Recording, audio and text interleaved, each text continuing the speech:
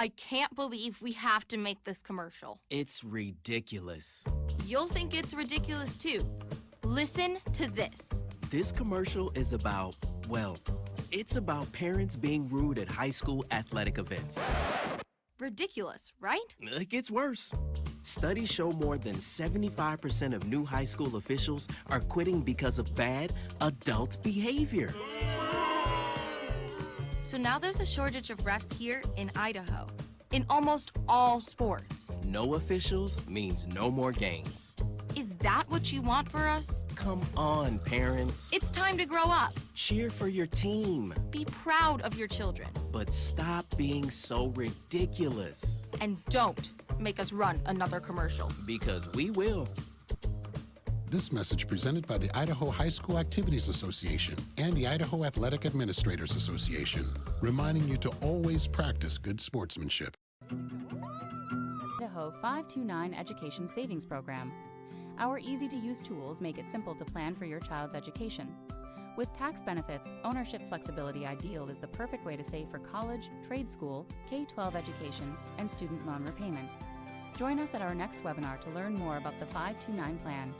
Enrolling takes just 15 minutes and you can start with just $25. Visit idsaves.org if you would like to learn more. Let's talk about open enrollment for health insurance. Your Health Idaho's got you covered with all you need to know. Open enrollment is the time of year where you can enroll in or change your health insurance coverage. And Your Health Idaho is the place to go for quality coverage at a lower cost.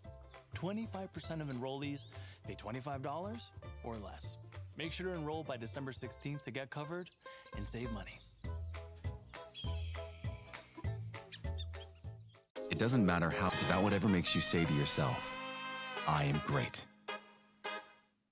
At Valleywide Cooperative, we're here when you need us. For 100 years, we have been here to help you with food, fuel, and good old-fashioned advice. And for us, serving is more than a job, it's a way of life, which is why we pour so much into the communities around us. We've employed hundreds of your neighbors.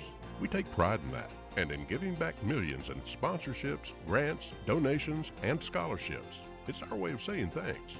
We're Valleywide, and yesterday, today, and tomorrow, we're here for you. Ads like this keep popping up, but I see through the hype because those vape clouds people claim are just water vapor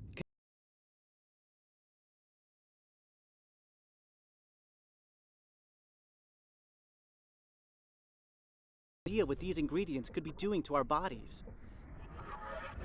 But I already see vaping for exactly what it is. Get the real facts at BehindTheHaze.com.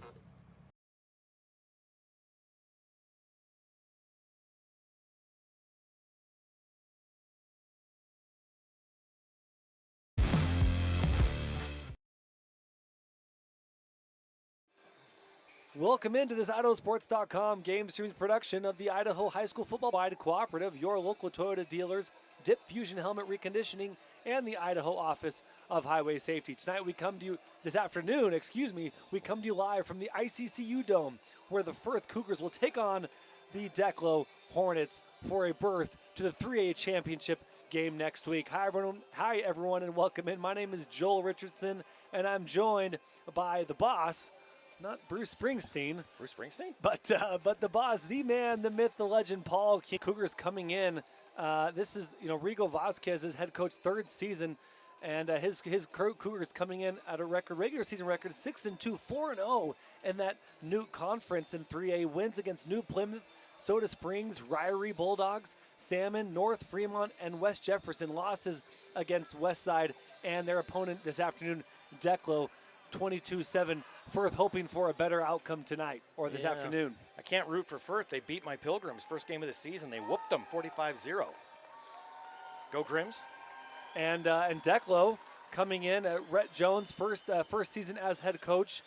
His Hornets are coming in 4-1 in conference play, 8-1 in the regular season with wins over Teton, Nampa Christian, Buell, Firth, of course. Or I mentioned that Westside, Soda, Mlad, and Wendell. That Westside game, Paul, was 6-0. One of the lowest scoring high school games I've ever seen.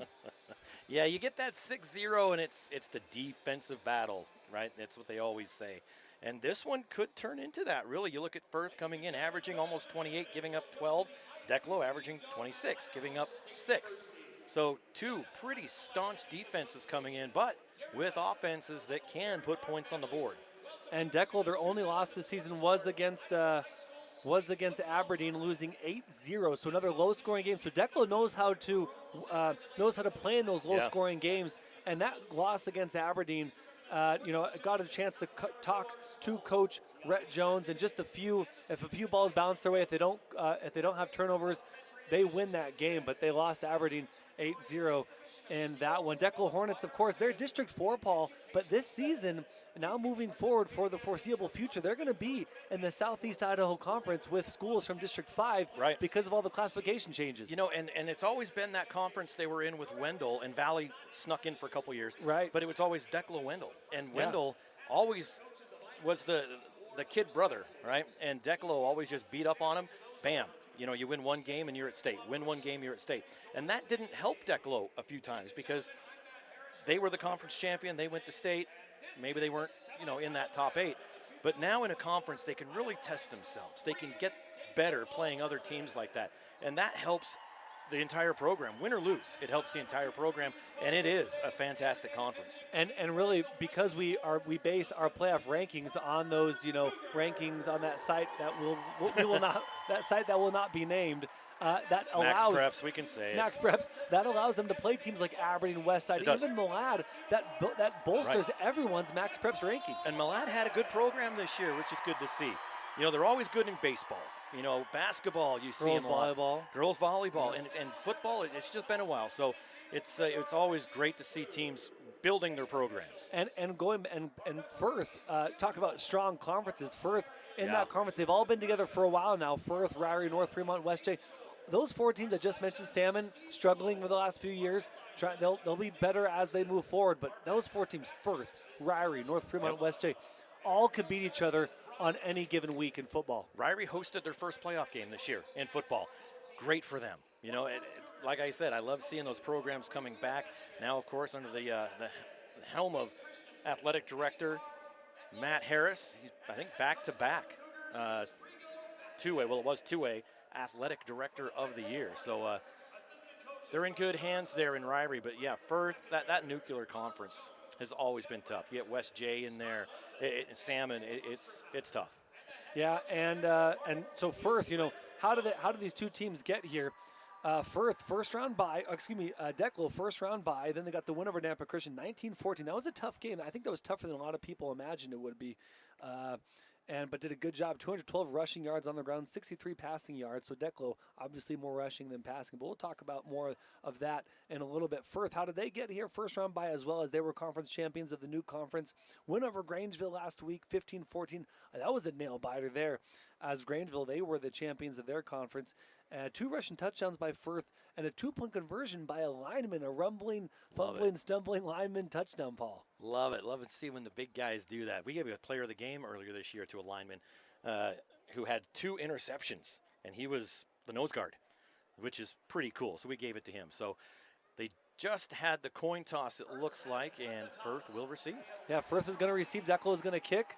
And so Firth will start with the ball in the first quarter. And Declo will defer and receive the ball in the second half. We met the captains. We have number 23 is one of those captains, Bodie Brackenberry. Number 77 for the Hornets, Rain Loper is a captain as well. And then for Firth, we had Daryl Vasquez, Ashton Allen, Fisher Arnold, and Garrett Nelson, the 4 captains for Firth. Let's talk about some of the keys to the game for this matchup, Paul. For Firth, they want to limit the penalties on the offensive side of the ball, not get behind the sticks against a really good Declo defense. Also, their offensive line, they got to pick up the blitzes and maintain the block. Don't break down in coverage on defense, and then, again, minimize the penalties. He said that twice in my conversation with him. So, obviously, penalties have been a concern for Firth going into this game. It's always a concern. We saw that in the last game with Minico. And when you get to this point in the game, the semifinals, you really hope your team doesn't come up with those silly little penalties. And for Declo, keys to the game, it was pretty simple for Rhett Jones in his first year. Protect the ball, no turnovers, and that means fumbles for Declo as they run the ball quite a bit, play clean football. And again, they lost to Aberdeen. That 8-0 loss was all because of turnovers. Yep, and when it's a low-scoring game like that, 6-0, 8-0, you can usually point back to one or two things that could have turned the tide. So here we go, get set to kick off. Going east to west of the kickoff is Declo, number 23. That is going to be Bodie Brackenberry. We'll be calling his name quite a bit. He plays running back, linebacker, and punter slash place kicker for this Declo Hornets team. He's a senior. We've been calling him, it seems like, for years. Well, in the opening montage for the game day show, it's me on a call for him again in the Melba game last year in the playoffs. Nice kickoff from Bodie Brackenberry, but that's going to go out of bounds. And it kind of just sailed straight out of bounds. It didn't bounce out of bounds. It sailed straight out of bounds at about the 10-yard line. Flag on the play. And so for the Firth Cougars will start with decent field position on their first opening drive, going left to right, west to east. Firth dressed in really sharp colors, sharp uniforms, white tops and pants, nice blue uniforms, of course, of the Firth Cougars. I personally love their mascot. And then Declo in the all blacks, all from head to toe. The black helmets with the black jerseys. Well, the numbers are silver, which may be a bit of a concern. Luckily, we got Paul Kingsbury with the binoculars here with us this afternoon. You get those 8, 6s, 16s. Exactly. And those ones sometimes blend together, as I noticed last game. So Firth Cougars will start under center. And the throw in the backfield will be fumbled again as he tried to pick it up, and that's going to be, wait for the call on the play, Declo football. And that was recovered, number 13, Camden Bott. They pitched it backwards. Or actually, they didn't even pitch it. They threw it backwards. Right. He didn't even bring it in. It fell right through his hands, hit the dirt, and right on it, Camden Bott, the junior, gives the Firth offense the football in pretty good field position.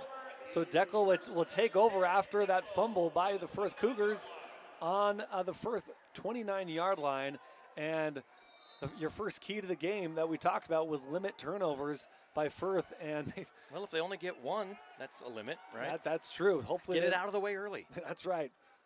Declo under center, hands it off to the left side, tries to bounce to the right side, and he does. He's got plenty of green grass, got one blocker, gets around the guy, makes a spin, 10-5 touchdown. Hornets strike first. And that again, Camden Bott. He goes to that right side, avoids one tackle, has a teammate there for the other. Could have just been pushed out of bounds, but you're right. Planted that left foot, did the patented spin move, and took it the rest of the way in for the touchdown. What a run for number 13, Camden Bott. He recovers the fumble. One play later, scores the touchdown.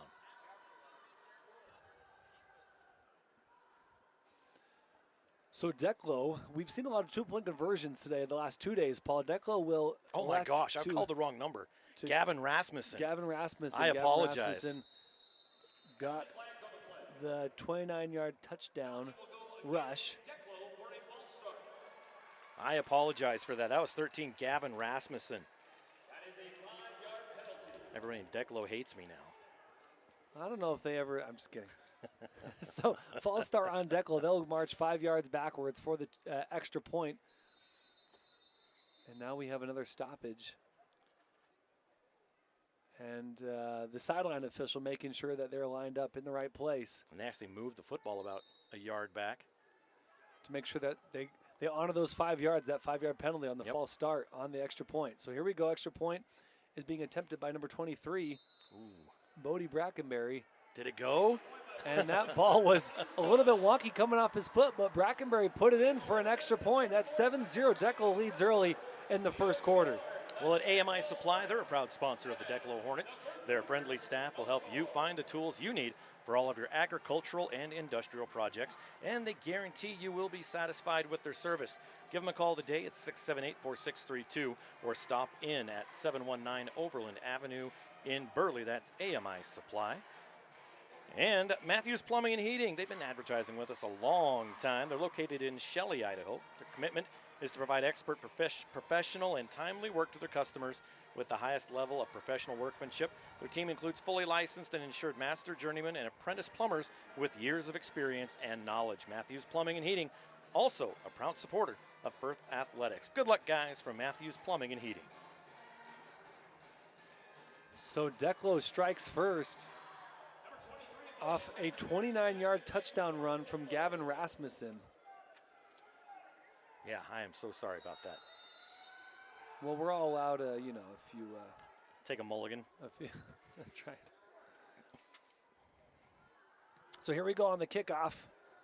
And this is going to be a cleaner kick, taken at about the 5-yard line. Bounces to the outside, and he's got green turf, we'll call it. Gets around a couple more tacklers. Nice return there from the Firth Cougars, trying to get a number. Looks like that's number 20 for Firth. Fisher Arnold, one of the captains of this team, a senior running back and linebacker. Nice return from Fisher Arnold. And caught from behind by number 5, Landon Silcock for Declo. He was on his way to a lot of yards. He avoided a lot of tackles. And finally, Silcock brought him down, the junior. So we'll see if Firth can improve on their first down. The first play of the game was a fumble as they passed it backwards. Vasquez under center. Takes the snap, hands it off, right side. Follow his blocker. That's a nice run there. That is number 20 once again, Fisher Arnold, for about a 5-yard gain. So a much better start there from Firth on that first down play. Tackle made by number 62, Joey Gerard, the senior. We've been calling his name for a long time as well, the Gerards there in Declo. In fact, I think my cousin is the band director. She was. Forgot about that. So 1 minute down in this first quarter. 7-0 Declo leads. Vasquez under center. 2 backs. Hands it off to the second. And he's going to be stuffed at the line. They're going to give him 1 yard there, though, Paul. They're going to give him 1 line, but there are 5 Declo defenders getting up off the field. So number 20 for Firth, Fisher Arnold, was absolutely squashed under that pile. And yeah, my cousin Lynette Hale, the band director for Firth, or Declo.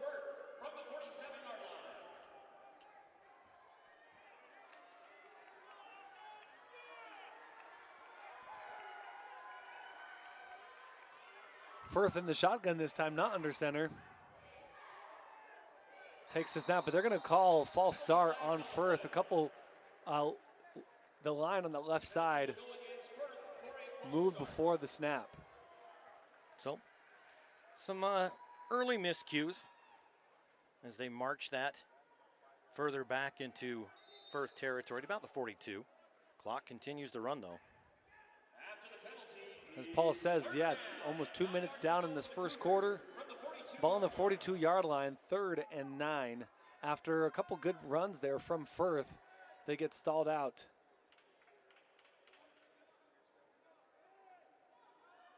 As we have a substitution, Vasquez gets the play from the sideline.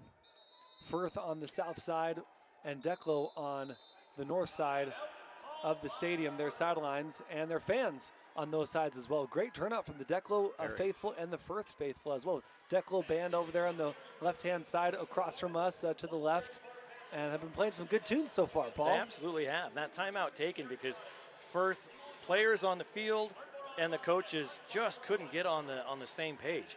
And as time's winding down, they finally said, all right, let's just talk it over. Burn a timeout early, but they'll take it. Well, Adrenaline Performance is a company that specializes in providing high-performance products and services for automotive enthusiasts. They offer a wide range of performance parts, including exhaust systems, suspension upgrades, and engine modifications. Come see them at 606 North State in Shelley, or give them a call at 208-357-5603. And from everyone at Adrenaline Performance, good luck to the Firth Cougars. We were mentioning that Declo band, they were just playing some Rolling Stones, Paul.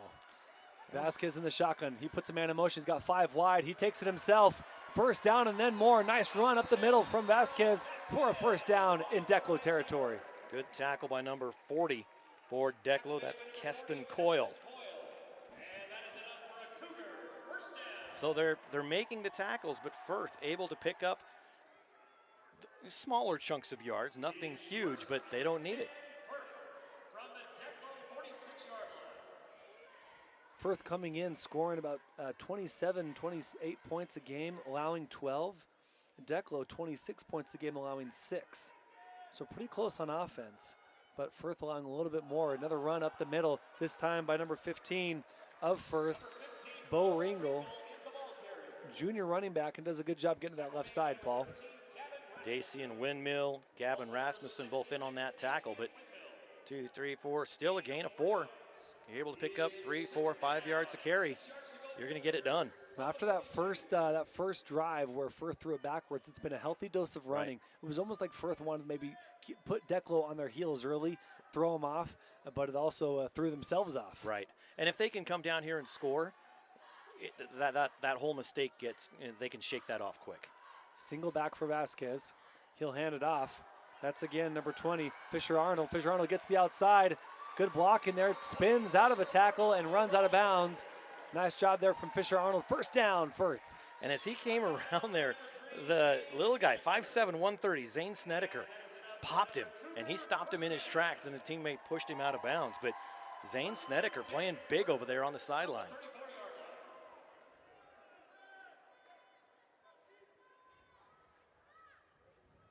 So 1st and 10 on the 34-yard line in Declo territory. Firth Cougars have already taken one timeout. Hornets have all 3 of theirs. Vasquez 2 backs. He puts one to the left side and one behind him still. 2 receivers at the bottom. Hands it off. That's Arnold again. We'll get a couple more yards and more positive offense for this Cougars team.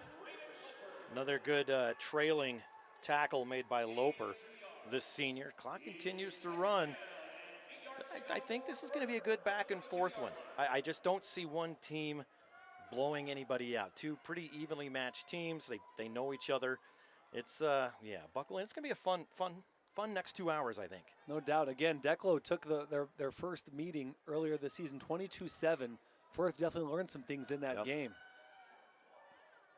Vasquez takes the snap, under center, hands it off. That's number 15, Bo Ringel. A few more yards for Ringel, making it 3rd and manageable for the Cougars. The ball carrier consistently gets into that secondary. You know, Thaxton, Snedeker, Windmill. They're the ones making the tackles. And another big pickup, 2 yards away from a first down. It's 3rd down, sitting right at that 26-yard line. And you've got to stop them early, pressure the quarterback, you know, all those different things. But they're letting him get 4 or 5 yards into that defensive secondary. So 3rd and 2, 7-11 to play. Love me a Slurpee. And they take it right up the middle. Nice QB sneak from Vasquez. First down, Cougars. Big gulps? All right. Big gulps, see you later. I'm more of a Slurpee guy. That cherry Slurpee just always hits hard. My brothers and I, we did a long trek across Southern California, all the way up to the mountains. And first day we stopped at 7-Eleven, and it hit hard, man. It was so good. The Sev is what we call it. The Sev, man. Firth Cougars first down, 6:48 to play in the first quarter. This time Vasquez in shotgun. Puts 3 guys in motion. They move to the left side, far side of the field, in between both hash marks. This time it's a throw, and that's going to be number 20, Fisher-Arnold, tackled in the backfield. That's twice now that play has been blown up by Declo defense. And they definitely sniffed it out that time, coming in against Snedeker, as well as number 40, Keston Coyle. One of their great linebackers came through, sniffed it out, loss of yards, and that's really the biggest defensive play, aside from a fumble recovery, that the Declo has had so far. So 2nd and 14, loss of 4, ball on the 24-yard line. About 6 minutes to play in the first quarter. They get the play from the sideline from head coach Vasquez. Vasquez, his 3rd season as the head coach. Previously, he was the first defensive coordinator. Now we have a timeout called. They couldn't get the play called fast enough, Paul, and they have to call a timeout. That's going to leave them with one timeout left in the first half. That may come back to bite them later in this half. Well, you hope it doesn't, but it definitely could. The team at River Valley Dental Care works as one to provide excellent dental care in Shelley. They help our patients feel like part of the family. Dr. Bryce Hansen, good guy, a good friend of the program here at Idaho Sports for a long time. And Dr. Tanner Hyam, who I remember covering in high school, I'm getting old, offers a wide variety of treatment, good golfer, options to meet your individual needs and goals. Call today, 208-357-7611 to make your appointment. The River Valley Dental Crew, they want to wish the Firth Cougars the best of luck in their playoff run. We mentioned the Vasquez crew. It's a family affair here at Firth. Paul, you have head coach Rigo Vasquez, and then you have Mo Vasquez, the offensive coordinator, a brother of his, and then you have Alex Vasquez, who's helping out. He played here a few years ago, and he helps out. He's also on the list as well. So 3 Vasquez boys helping out family, 3 Vasquez family members helping out on the coaching staff. And, of course, they have Daryl Vasquez, their son and nephew and / brother. Speaking of Daryl Vasquez, he's running to his near side looking for something. He decided to take a nice slide there from the veteran quarterback, and he will be stopped after the slide. Only a gain of about 3. That'll bring up 3rd and long, 3rd and 7 for the Cougars. 5:30 to play in the first quarter. As he's making that slide, Keston Coyle was already in the act, so he kind of just dove over top of him, kind of like a slip and slide, then stood up and tapped him on the helmet saying, hey, sorry about that, we're good. And also, it helps for the officials, right, to show the officials that I was not meaning to tackle him as he was sliding. Vasquez in shotgun. Puts a man in motion. That's Bo Ringel. He's going to take it himself again, looking for something nice. Stiff arm, comes to the near side, cuts inside, trying to spin out of tackles and dives forward. Gets an extra yard because of his extra effort. And that's going to bring a 4th and about 2 for the Cougars. Great effort there from Daryl Vasquez. And Vasquez took it himself, and he let the blockers open it up, and he had a pretty wide open lane to the left. And then he stopped right at the 15-yard line, cut back, and only got 2 more yards. I was watching the binoculars with a lot of green in front, and then he cut. But hey, they're almost a first down, almost. They're in the red zone. 4.5. They're in good shape. And I think if you're Firth, just like we saw with Skyline and Minico last game, Paul, you don't want to get behind early in this game to Declo. So really need to convert on this 4th and 3. Only first quarter, but man, Declo's defense is tough to score on them. He puts everyone in motion. There's no one there for him. He's got empty to the right side. Nice run there from Daryl Vasquez. Well, and he will get the first down, then a couple more yards. So a nice play call to send everyone wide, Paul, to have some space up the middle to the side. And Vasquez, they don't have height and weight on here, but he's not the biggest guy, but he's quick and he's shifty, and he keeps his head up on that run. So he is looking to see what his blockers are giving to him and what the defense is giving to him, and he played that perfectly. Daryl Vasquez, a captain on this team, playing like it so far, leading this offense down the field. Long drive for this offense, taking most of the first quarter. Vasquez in shotgun, takes the snap, 3-step drop. Looking for someone to throw to, runs to our near side. He throws it high, and that's incomplete, almost caught. Great defense there from Declo. Ball was intended for number 20, Fisher Arnold. Had it in his hands, Paul, but better defense from Declo. You know, they had Thaxton in there, they had Rasmussen, and there were a few Firth fans down there, saying flag it, but that was just great pass defense. Almost in his hands and got knocked out. A really good throw there from Daryl Vasquez. Put it only where Arnold could get it, right? Yes. So that stops the clock, as this clock was moving, Paul, in this opening quarter of action. So 2nd and 8. 2nd and goals, for the Hornets. For the Firth Cougars. Throws is going to go outside, too high, to the near side. Ball was intended for 23, Stockton Perry. First time we've called his name. That's going to bring up 3rd and 8 for the Cougars. And the official that was in the end zone actually had to quickly duck as that ball was coming for his noggin. He should have just caught it. He should have. Save us some time. He's got good hands. He played football probably. 100%. Unless he played defense. Appreciate these officials helping us here tonight. We have 4 or 5 officials on the field. 6, I think. We do have 6 officials. Firth Cougars in 3rd and 8, 3rd and goal, 3:32. Again, the clock stopped. Vasquez takes the snap. He's going to run it himself. Take it himself. He's going to get to about, they're going to give him just short of the 5-yard line. So another quarterback keeper, run up the middle, not enough. So 4th and 6. What do you do here, Paul? I don't know. You're asking me, and I say go for it. But I don't know what their kicking situation is. I mean, they've got somebody down the sidelines. I think they're going to go for it. I think they go for it as well. And yeah, there's the ideology of, just get points on the board. No, this is a semifinal game. Yeah, you got to match them. Go for the touchdown. And again, it's hard to score on this Declo defense. And so we'd love to get one here as you're deep in the red zone. Vasquez in shotgun. He puts a man in motion. That's number 20, Fisher Arnold, to the left side. He looks for Arnold. He can't find him. He runs to the near side, and he's going to take it himself. Will he get into the touchdown? I think he did. Waiting for the signal. The ball knocked the pylon over. Yep. Touchdown is signaled. Daryl Vasquez, the 6-yard scamper, gets in for 6. He didn't have an inch to spare. I was watching that. He didn't want to run. That wasn't the call, but he took it upon himself, ran to that right side. They were closing out quickly. He dove from about the 2-yard line, stretched that football out, and knocked the pylon over. Once that happens, that's a touchdown. The officials did come together quickly just to make sure, but they confirmed it. And you mentioned that you didn't know their kicking situation. Fisher Arnold set to kick the PAT. And the ball is up, and that ball is good, folks. We have a 7-7 ball game. Let's go. Buckle up. It's going to be a good one. Let's thank Lava Hot Springs. Joel, it's your destination for a fun and relaxing day. Just 11 miles off I-15, their world-famous hot springs are now open, 8 a.m. to 10 p.m.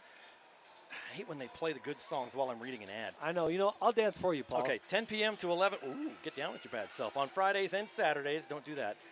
Back off. The all-natural geothermal hot springs are always a warm 102 to 112 degrees, so you can come and soak your worries away. I wish I was there. Their indoor aquatic center with a kiddie cove, so you can bring all your kids, is now open Fridays and Saturdays noon to 8 and Sundays noon to 5 with special weekday hours. Visit lavahot.springs.com for more information and a calendar of hours. You know, I heard the 112 degree temperature. I don't know, Paul, something happened. You're up here for long enough, you know, you get a little crazy. Let's recognize our officials here tonight for this 3A semifinal matchup. We got Jim Wolf, Richard Morgosio. Ooh, I love that. Steve Cloyd, Nick Anderson, David Shorns, Josh Romine, and Brian Jacobson. Head official is Jim Wolf. District 3 crew. Appreciate them for all their help here tonight in this semifinal matchup. Of course, we got one more after this, Paul. West Side Aberdeen, going to be a great one, but so far, so good for this one tonight. If you're a lover of football, 7-7 kickoff return. Nice up the middle to about 35-yard line. Taken at about the 10, and that was number 13 on the kickoff return, Gavin Rasmussen. Definitely more a lover of football than a fighter of football. 100%, right? Yeah. That's what they say. Depends on who you ask, I guess. So it's 4:26 Mountain Time in the afternoon, 2:27 to play in the first quarter here at the ICCU Dome. Joel Richardson with Paul Kingsbury on the call. And you said my name right. Good job. I got you. Declo Hornets will take over on the 35-yard line on offense. Under center is Hayden Thaxton, and he hands it off. Tackled in the backfield, nowhere going. I think that was the entire Firth defense in on the tackle, Paul. 15 in there. Bo Ringel, 55 in there. Garrett Nelson. Yeah, they came in hard and heavy and laid the boom. Garrett Nelson, one of the captains of this Firth team, as a senior offensive and defensive lineman. So second and 12 for Declo. This Firth club pretty young, 3 seniors. Oh, on that side, 3, 4, 5. Still, 6, 7 seniors is all for Firth. Yeah, definitely. Quarterback takes the snap. He'll hand it off to number 18, Preston Wharton. He's got blockers ahead of him. Goes to the far sideline, and he gets about 5 yards. Nice run there from Preston Wharton. First time we've called his name this afternoon. The junior wide receiver, running back, and DB. Cuckoo. Kelton Robinson, the sophomore, with the tackle. So 3rd and 5. Was that like a Beatles, like Walrus, Wharton Walrus? It was about that time. I like that. 41-yard line, far hash mark. Simon and Garfunkel. Oh, okay. Well, Mrs. Robinson. Oh, okay. Okay. Mrs. Sorry, Robinson. I was stuck on Beatles. Quarterback under center. He's going to throw to our near side, and that ball falls incomplete. I believe that pass was intended for Landon Silcock, but 18 got in the way, thinking it was for him. Preston Wharton thought it was, 32. No, 23. 23. Sorry. Excuse me. Bodie Brackenberry was the intended receiver. Yeah, he's back there ready to catch it, and then all of a sudden, out of nowhere, came Brackenberry, stealing his thunder, and ended up not catching it. Yeah. And so Declo going to the air, and Firth, mind you, both going to the air more than we anticipated. Right. And Declo will have to punt on 4th and 5. So about less than a minute to play in this first quarter. Nice punt there. Ooh. And that's going to bounce all the way inside the 10. Will it get inside the 5? What a bounce. Right there on the 5-yard line, Paul. A great punt. Gets it away, pushes Declo way back in their own territory. And not just way back, it's in dangerous territory because they're going to be lining up with a quarterback. If he's in the shotgun, he's going to be very close to his own goal line. So with 42 seconds to play in the opening quarter, 7-7 tie game, and Declo flips the field, decide to use some strategy with their special teams to flip the field and stuff Firth all the way back to the 5-yard line. And the officials hate this at the end of a quarter when it's down at the other end. They have to walk clear to the other end. That's right. Vasquez, he is under center, not in the shotgun. He's got 2 backs in the I formation. Puts a man in motion. He'll hand it off to one of those backers. That's number 15. Nice misdirection there. And Bo Ringel, a carrier to give them some breathing room and deep in their own territory. A little counter picked up Joey Gerard, able to get that tackle. They got about 3-4 yards further out, little breathing room. Clock continues to run though, 20 seconds. They might just be, I think they're gonna let this first quarter run out, 15 seconds. Yeah, both teams standing. Just waiting for that clock to roll to 0, and we will end the first quarter with a tie game. Declo Hornets 7, Firth Cougars 7. We'll take a quick break, and we'll be right back. You're watching the 3A semifinals on IdahoSports.com.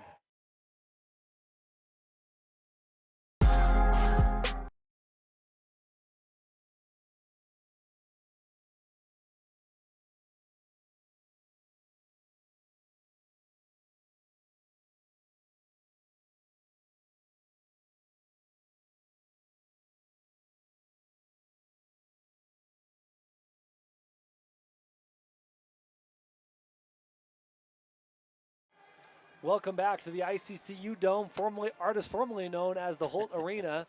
ICCU did a great job in pouring a lot of money into this stadium, into this facility, and allowing high school football to be here is just a great treat, Paul. Athletic Director Pauline Theros has done such a great job. Brilliant hire on ISU's part. She is a fantastic administrator, athletic director, so involved with the teams, the students. She just doesn't sit in her office. She's out and about with the teams. So Firth, so now we are going right to left, east to west direction. Vasquez puts 2 men in motion. He's under center. And he will fake the handoff and take it himself, following his blockers, bounces outside, but he won't get much there on the carry. Maybe a yard, bring up 3rd and 7. His lineman, Arbin, senior, he was doing his best to free his quarterback up. He blocked to the right, and Vasquez went left. And then he cut back and went, oh, okay. Then he blocked another guy left, doing his darndest to free up his quarterback. But eventually, there were enough Hornets there that he couldn't stop them all. So 3rd and 7 with just about 30 seconds ticked off the clock in the second quarter. Vasquez takes the snap. He fakes the throw and tries to find some room, and he's going to be tackled. I think that's going to be, I don't think he got back to the line of scrimmage, so that's going to be notched as a sack for Declo. It is, and you saw he kind of faked the screen to that right side. He looked, but I think it was a drawn play to fake everybody out, and it did. It opened that middle up, but that whatever the lineman or linebacker that came through was still there and tripped him up. It was a great play that should have worked, but that lineman stayed home and tripped him up. So 4th and 11, and they're going to have to punt from the end zone, from their own end zone. And how big is that punt from Declo? 100%. At this point? Nice reception. It's not going to be a fair catch. He's going to take it. This is number 13, Gavin Rasmussen, and he's finally tackled at the 25-yard line. He slid in. I don't know why he slid, but he got it about the 34-yard line, took it down to the 26, where he slid. But they're in great field position. I mean, they got it with a punt in the second quarter. It rolled all the way to the 5, and then Firth could not do anything with it. And so now Declo has a chance to go up by a score with 10:36 to go here in this second quarter. You just can't, if you're Declo, it's a gift that you just shouldn't squander. But Firth, their defense is tough. Their defense is very tough, so they're going to have to come out and prove it right here. And they showed it on their last drive, but we have the officials having a conversation. Okay, I'll choose for them. Buffalo Wild Wings. There, now get back to the game. The officials may or may not be discussing. We can neither confirm nor deny whether they're deciding where they're going to be eating after this game. It's a game. It's the game ball that they're. We got Deflategate going on. I see Paul. Tom Brady on the sideline over at Declo, but he's like raising his hands, going, "Wasn't me." Yeah, they're bringing in another ball from the Declo sideline. First-year head coach of the Declo Hornets, Rhett Jones. Okay, theme song. I'm going to test you. Oh, I got this. Old soul. Yeah, no, I got this. It's got the two police officers and the kid, and that doesn't narrow it down. Yes, it does, and it's black and white, and it's got the comedian. Oh shoot! It's not Leave It to Beaver. It is Andy Griffith. Andy Griffith show. Dang it. Next Declo time. under center. Next time they hand it off. That's to number 40, Keston Coyle. The senior, only 5'8", 165, and he gets a couple yards on that carry. We'll bring up 2nd and 8. Lineman Dacian Windmill doing work today in on that tackle again.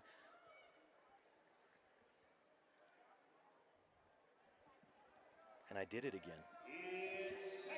Kelton Robinson. Oh, for Firth. What is up with me? You know what? It's the second game of the day. That's not an excuse. We'll sharpen things up. No problem. Hand off to the far side. That's number 13, Gavin Rasmussen. Gets a good block to the far sideline, goes out of bounds, and that's going to be a first down. And players all falling on top of each other on that tackle. But a first down, Hornets inside the red zone for the second time this afternoon. Both these teams, storied programs, really, in multiple sports. Declo has always been a football giant. Firth, basketball, baseball. And here they are playing each other in the semifinals. Takes the snap. It's going to be a keeper by the quarterback, and it's going to be tackled. Good read there from Firth's number 4, Ashton Allen. And Ashton Allen in on that tackle. Mo Ringle in as well. So ball on the 8-yard line, 2nd and 6, 9:30 to play in the half. And you mentioned this already, but my gosh, these aren't huge towns, and they traveled well. I mean, Firth's not very far, Declo's not very far. But still, a lot of people here. And some weather this morning, right? You never know how that's going to affect travelers, how that's going to affect people wanting to come or listen to us. They don't care. But this is East Idaho, man. Yep. Firth, Declo, no problem with the weather. Snedeker Thaxton under center. He's going to throw it, and that pass is complete, and they're trying to keep him out of the end zone. They do. Nice job from Firth. But because the forward progress, Paul's favorite rule in football, they're on about the half-inch line. One of the safeties back there really saved the day. They stood on the goal line. Grant Vasquez and Ringle back there stopped him at the 1. Thaxton and company come up quickly to the line on the 1-yard line. They're trying to do the tush push, get into the end zone. Do they? Touchdown, Declo. They would not be denied. It wasn't the tush push. And they put it in. I was at Kamei a couple weeks ago doing their game, and their quarterback's big, very big. And they were doing the tush push, and the player doing the pushing was, the quarterback's like 6'5", 220, and the guy doing the pushing was like 5'7", 130, and I'm like, is he really doing anything? That's like you and me trying to push him, right? Yeah. So the touchdown is good, 13-7, extra point pending. Looks like that's number 23, Bodie Brackenberry, on the kick, as he was last time.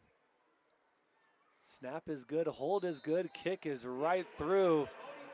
14-7, the Declo Hornets lead after forcing a turnover on downs, after forcing a punt by Firth. And Firth is able to stop that Declo run game. And Paul, you said it, but their punt to flip the field was crucial the last quarter and a half. It absolutely was, and it didn't really rear its head until Firth had to punt it away, gave it to Declo on this drive at 35-yard line about. And, you cut off 60 yards of the field, you can do a lot. You really 100%, can. especially with this Declo defense that does so well in not allowing teams many yards or points. We teased this earlier, but I want to talk about head coach Rhett Jones after that great Declo drive. He's in his first year, Paul, but, he said it was a smooth transition from assistant coach. He focused on the offensive line to being the head coach of this Declo Hornets football squad. It's definitely been challenging, but it's been really cool. He said something he's wanted to do for a long time. And he was previously also at Minico, and here at Declo, he still coaches the offensive line, but obviously now he does the D-line as well. And he's brought in some new defensive schemes, but his coordinator calls the defensive plays, another calls the offense, so he can focus more on game management. Nice. Delegation, sign of a good leader. That's why Paul is a good leader here at Idaho Sports, lets us all make all kinds of mistakes. Oh, I ignore everything that goes on. You guys just do what you want. But continues to let us broadcast these games, which is an absolute treat to celebrate these kids. So the Cougars will take the kickoff, and we'll get to the near hash to about the 24, 23-yard line. Another can give them the forward progress to the 25-yard line. So 1st and 10 Cougars at the 25. So pretty standard opening here, 25-yard line. Not good, not bad, right in the middle. Not too hot, not too cold. And here we go. Goldilocks football. It was. 8:35 to play before halftime, and we're already seeing some West Side folks, I've noticed. Some West Side sweatshirts coming in for the next game. Vasquez under center. It'll be a handoff. And that's number 20 trying to push through that pile. Fisher Arnold looking for something. And he will get they're just going to give him 1 yard. I thought he got more than that, but just 1 yard for Arnold. Coyle in first on that tackle. Coyle he's just so fast. He's fast, quick. As you mentioned, this whole defensive line is for Declo. They've always been, it's just one thing they've always been is big and tough, right? They're in that Declo area, and that's just kind of what they've always hung their hat on. And here they are doing it again. The big guy in the middle there, Kyle Bott, 5'9", 220. He's the anchor down there. 220, man, my goodness. What do they feed him there in Declo? Vasquez under center, fakes the handoff. It's a little bit play action. He's got some men open. He's not going to find him. He's going to run it out himself, and he may have lost a yard there. No, they're going to give him, no, I think he may have lost a half a yard there, Paul. So 3rd and long for Firth after the play action didn't yield any big throwing play. The guys on the chain gang need to toughen up a little bit. They just threw their sticks and ran as they came out of bounds. No, I'm just kidding. Stand your ground, men. I was that bad dad when my son played youth football. They always go to the crowd to get dads. Right. I always got a phone call. Gang. I always got a phone call about that time when the refs started looking. Oh, got a phone call, and I'd walk in, pretend, and I was terrible. I'd rather watch the game, 3rd and 10. Vasquez in shotgun. He's got a running back on his left hip. He's got 4 wide receivers, top and bottom. Quick drop, he tosses, he's got his man open, diving catch is incomplete, just too far for Fisher Arnold. And it was a good throw, but just too far for the wide receiver. That'll bring up 4th and 10 for the Cougars. And Wharton, he was right there on top of him. But what a great dive for the football. He didn't give up on it, he gave it everything he had. And I'm sure he got some turf burns on his elbows. Yeah, no doubt. On there on that carpet earlier, trying to get some notes from the coaches, and that it is not super soft. So the Cougars will punt it away. Nice punt. Kind of twirls like a helicopter, and it takes a good bounce. Will it get to the 39-yard line? So a better punt than the last punt for the Firth Cougars. At Wickle Tire Pros, they do more than fix cars. They maximize what customers do with their cars, and they maximize their love of being behind the wheel. At Wickle Tire, they want to wish the Declo Hornets the best of luck on their playoff run. I'll bet they're busy today. After that first real snow of the season, everybody runs in to get their tires changed. They realize, oh, I'm sliding everywhere. Oh, is it wintertime? Oh, yeah. So the Declo Hornets, some of the key players that we've been calling so far: Bodie Brackenberry, Gavin Rasmussen, Landon Silcock, Joey Gerard, Dax and Dame Gerard. They're twins, by the way, for Declo. Cool. So pretty cool. Again, more family on both sides of the football. Quarterback under center, he hands it off, and they go up the middle. And the pile continues to push. They go from near hash to almost far hash, Paul, as no one wanted to give up a yard. Well, and they let the pile go, right? Which I like when officials do that. They don't call it early and blow the whistle. They let it go until they see it's really not going to go forward anymore. Then they blow it dead. That was a great job by the officials to let that go. Yeah, let it go for a while, see where it's going to, Yeah. and then call it dead. But immediately when you start piling up, does it let them play, right? Yep. Let the blocks happen or let the push happen. So Declo's quick to the line, Thaxton under center. He's got single back, 2 wings. He hands it off to one of those wings, and he will get a couple more yards. It's number 23, Bodie Brackenberry on the carry. And almost to the near hash with 6:30 and counting to play in the half. Hornets leading 14-7. Ball on the 44-yard line, 3rd and 5. Ringle and Barry on the stop there. No gain. Tell you what, this defense again for Firth is just, Daryl Vasquez actually was the conference offensive player of the year. You got Garrett Nelson, first team O-line, a lot of good players. Thaxton fakes the handoff. He takes it himself. He breaks the tackle. He's not going to get to the first down. Great coverage by the Cougars on not allowing the quarterback to break free. And that'll bring up a 4th and short, 4th and 2. I mean, they have good field position here. Yeah. Do they punt again or do they try to go for it? I with say you go. 5:40 to play in the second. It's 2 yards. Come on, Joel. You can get 2 yards. But that punt was so crucial, know and it it was. set up their second touchdown And that's of what the they're night. going to do. So Declo elects to play the field position game, despite Paul Kingsbury's best protests. Nobody ever listens to me. That's actually true. It is. Great punt. Great punt, end over end, super high. They call a fair catch, and that is caught by number 11, Ricky Arriaga. Had to roll that R, apology. At least once tonight. I love it. I had to do it. Keep it up. So great kick by Declo. Trying to get hhis number. Well, and Snedeker was right there. Even though he called a fair catch, you can still go and it's like a basketball, right? You're right. Like, Get in their face, for sure. That was Bodie Brackenberry on that punt. That's his second punt of the night, of the afternoon. And, man, he's a solid punter. Brackenberry, first team all-conference, defensive back, all-conference, defensive back. I mean, well, he was all-state and all-conference defensive back. Great player. So Cougars take over deep in their own territory once again. We've seen this story before. Vasquez under center, puts a man in motion. That's number 11, Ricky Arriaga. He fakes the handoff to Ricky, gives it to number 15, Bo Ringle. And there's a couple flags on the play. We'll see what the laundry has to say. And Ringle's been doing it on offense and defense today. He's just plays on both sides of the ball and does it well. So as we wait for the officials, it's 5:13 to play in the half, before halftime. And it's going to be a hold on Cougars. That's going to march them even further, deeper into their own territory. They're going to be taking that ball, whether it's shotgun or not.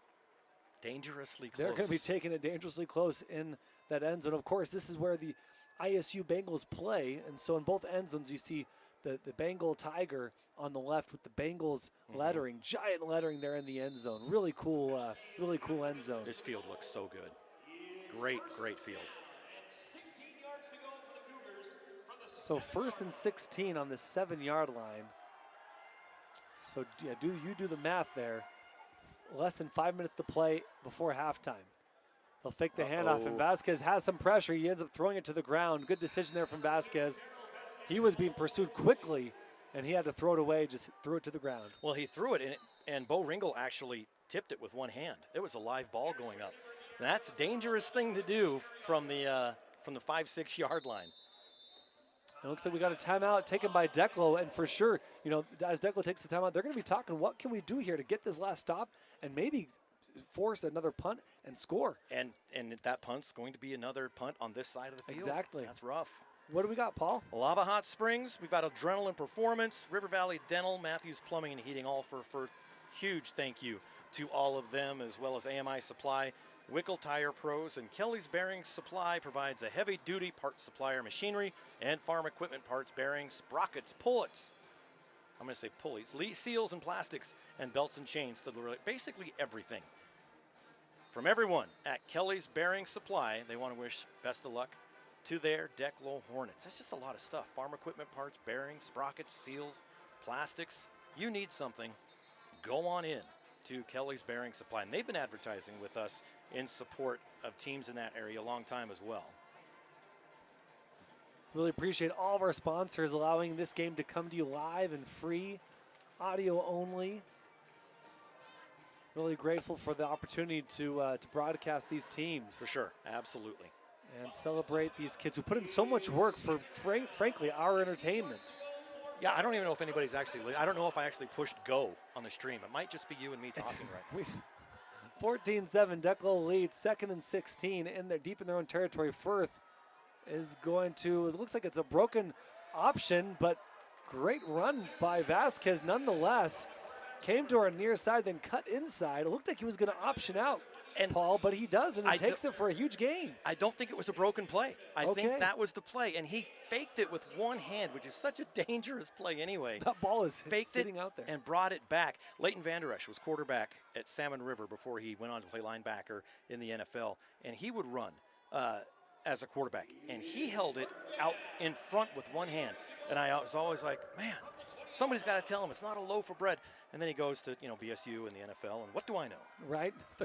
Third and 3, 4:06 before halftime. On the 20-yard line, Firth has some breathing room. Let's see if they can convert on this one. Empty backfield for Vasquez. He will take it himself. And he fights for those yards, but he doesn't get it. He's going to be stopped short of the first down, 2 yards short to be specific. And when you try to spread them out like that, you think you're going to have some space in the middle, but Declo is so good at clogging up those gaps. Well, it got clogged up with Loper, 6'1", 245, ran right into him, wrapped him up around it. So Vasquez's head was down. He wrapped him up over the top. That's not a fun way to go down. And Vasquez wanted the penalty. He was wondering if maybe there was a face mask, but like Paul described perfectly, just got on top of him. So 4th and 2 on the 21-yard line. Looks like they are going to punt. They do, and no one's there to receive it. So if that ball takes a good bounce, that'll be good news for the Firth defense. When he tossed that football up for the punt, it turned, and he kicked it on the toe of the football. That hurts. It absolutely that hurts. Does. And it usually doesn't take a really good bounce because it's not getting that good end-over-end spin. But they got it down to the 41. They'll take it.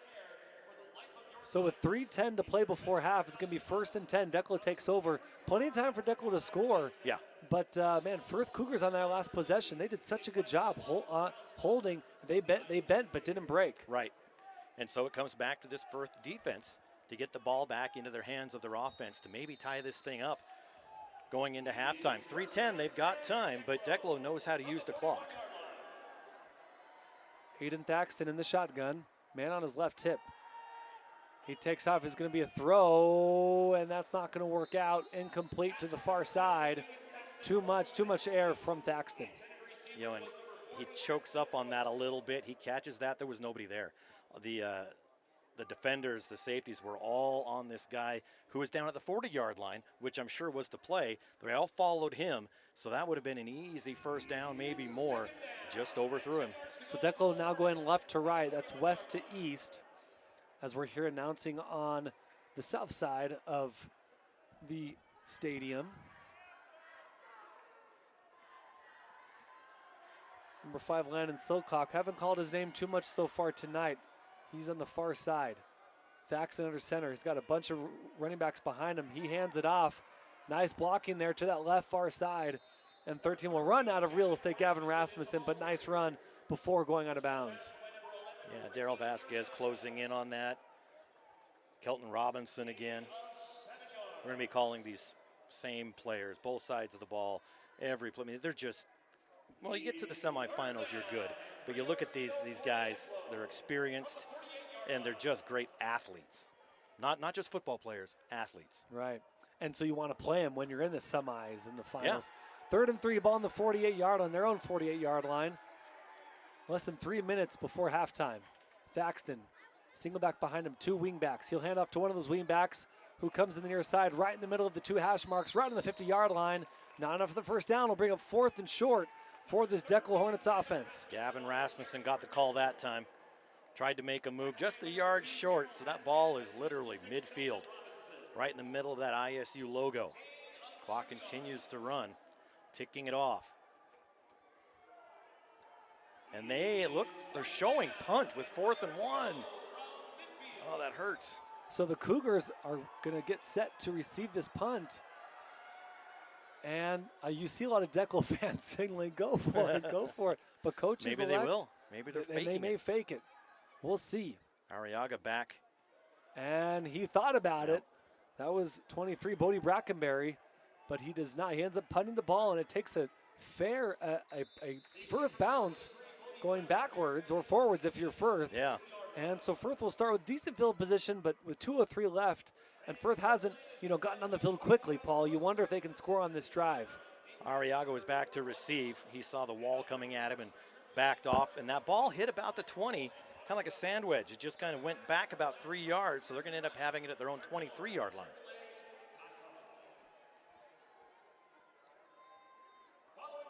So as Paul said, ball on the 23-yard line. We've seen this one before, haven't we, Paul? Yes, we have. With the Cougars on this right side of the field now going east to west. Cougars down touchdown. Would love to score before halftime. Vasquez in the shotgun. Looking for an option. That ball hits the ground. Good coverage by the Hornets and falls incomplete.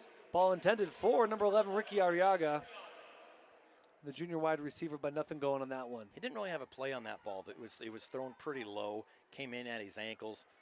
Quarterback rushed on the throw. Would have been a spectacular catch had he made it. So that stops the clock with 1:58 to play before halftime. 2nd and 10, ball on the 23-yard line, near hash. Vasquez under center, in the shotgun. Takes a snap, he'll take it himself to the near side, cuts inside, and he'll get 5, almost 6 yards there on the carry. So bring up 3rd and manageable. Kind of a high-low tackle coming in there, finishing it off. Number 66, Dacey and Windmill. And you notice a lot of teams this year, Paul, are getting the call from the sideline. The quarterback will run to the sideline, get the call, and go back. None of these signs. They don't want to have any sign stealing. And, in college we now have radios. NFL, you have radios. There still are teams that use signs, but a lot of high school teams now moving on from the signs and just getting the play call from the sideline. Right. Vasquez in shotgun, running back on his left hip. He's got trips on the far side. Takes the snap. Throws to the outside. That ball is almost intercepted, but completed nonetheless. That pass was to number 20, Fisher Arnold. It's going to be close. And will they give it to him? They're signaling the first down. They're signaling for the chain gang to move down. That's first down, Cougars. And you saw Vasquez take his time on that throw. Even though he had to rush it, he just seemed to get planted and throw. He didn't want to make a mistake. So less than a minute before halftime, Cougars will need a Hail Mary here. Ooh. And we had a lot of movement before that ball was snapped. That is not the Hail Mary we were thinking of, Paul. No, it's going to be a bigger Hail Mary. That's right. And you saw like 3 or 4 white jerseys all move backwards at the same time. I think the ball was supposed to be snapped. When you have that many guys walking back at the same time, getting ready to block, that ball should have been snapped earlier. So Vasquez will get the call from this side of the field, on the south side of the field, where the Firth bench is seated and standing. Again, Firth fans and Declo fans really showed out this afternoon. Great showing from the fan base. Vasquez in shotgun, 1st and 15.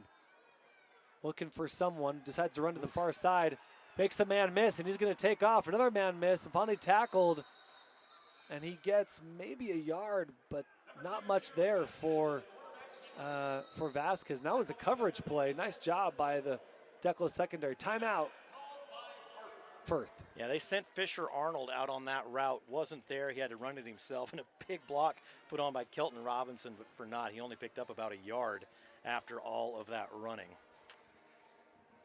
Well, let's thank River Valley Dental Care. Love those guys. They work as one to provide excellent dental care in Shelley and help their patients feel like part of the family. Dr. Bryce Hansen and Dr. Tanner Hyam offer a wide variety of treatment options to meet your individual needs and goals. Call today, 208-357-7611, to make your appointment. The River Valley Dental Crew, they want to wish the Firth Cougars the best of luck in this semifinal game.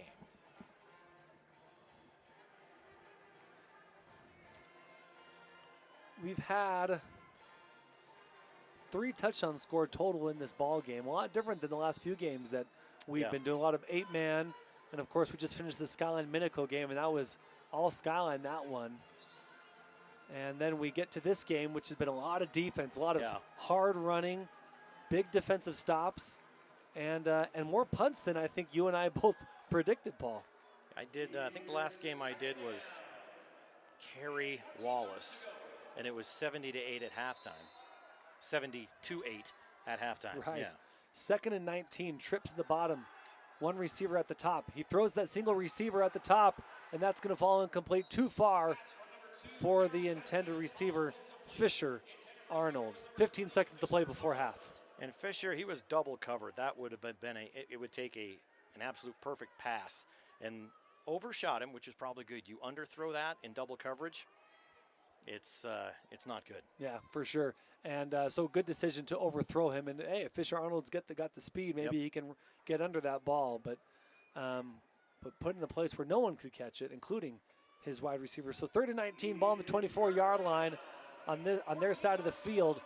Have to march a lot to get a score before halftime. 15 seconds to play. Vasquez takes the snap, has to jump for that ball, but gets it no problem. Throws the far hash, and that ball falls incomplete. Pass intended for number 4, Ashton Allen. Far throw across hash, across the sidelines almost, Paul. Yeah, it was a long throw. It went out of bounds. I'm not sure he really had a chance at that football. It went out about midfield. But I understand what they're doing. You know, try and get it downfield. You're not going to be able to run it up the middle, getting 4 or 5 yards at a time. You've got to take your shots and hope one of them is successful. So it looks like Vasquez is going to punt. And they do a decent punt that takes a Cougar bounce. And Declo is going to receive it at about the 40, and they get about a 10-yard gain. But that's going to bring us to the end of halftime. 14-7, Declo Hornets lead the Firth Cougars. We'll recognize some sponsors and be right back for the halftime show. You're watching the 3A semifinals matchup. You're listening to the 3A semifinals matchup on IdahoSports.com.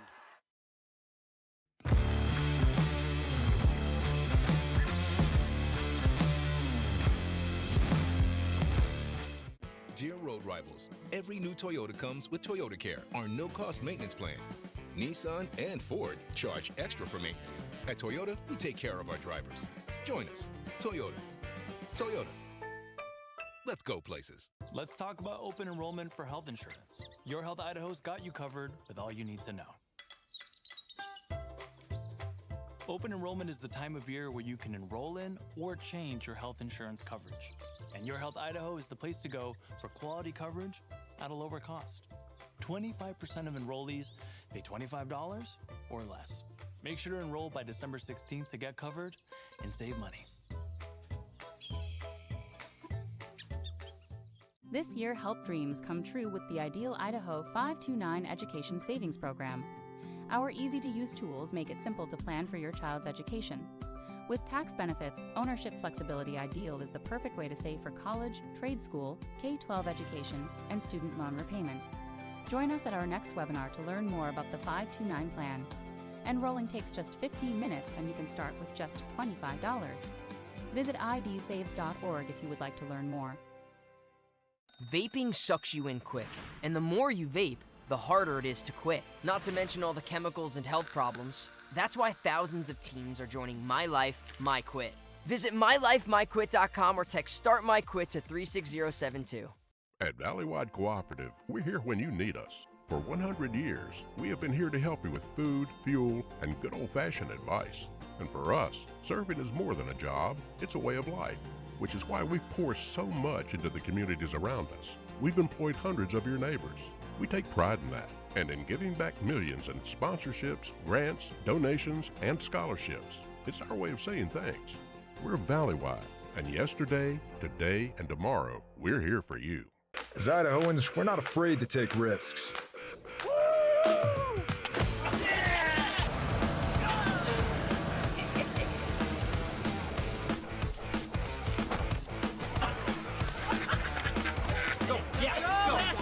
All the way, all the way. Go. All the way down, all the way down. Driving under the influence is not a risk we're willing to take. Be around to do more of what you love. Ads like this keep popping up, but I see through the hype because those vape clouds people claim are just water vapor contain as many as 31 different chemicals, like formaldehyde, the stuff they preserve dead bodies with. And while the flavors sound all harmless, we still have no idea what these ingredients could be doing to our bodies. But I already see vaping for exactly what it is. Get the real facts at BehindTheHaze.com. Dear Freedom, here's to more miles driven, more dollars saved, and more electrified vehicles than any other brand. Yours, Toyota Hybrids. Toyota. Let's go places. Let's talk about open enrollment for health insurance. Your Health Idaho's got you covered with all you need to know. Open enrollment is the time of year where you can enroll in or change your health insurance coverage. And Your Health Idaho is the place to go for quality coverage at a lower cost. 25% of enrollees pay $25 or less. Make sure to enroll by December 16th to get covered and save money. We're Valley-wide cooperative. For 100 years, we've been your first choice for residential and commercial propane, fuels, oils, and lubricants. We service HVAC, install water heaters, propane tanks, and accessories. And yes, we'll even deliver right where you need it. Because for us, serving is more than a job, it's a way of life. We are proud to employ your neighbors and to be a cornerstone of your community. We're Valley-wide. Yesterday, today, and tomorrow. We're here for you. Dear Triathlon, let's take on iconic trails and race straight to the top. What's the point of winning if you can't enjoy the view? Yours, Toyota SUVs. Toyota. Let's go places.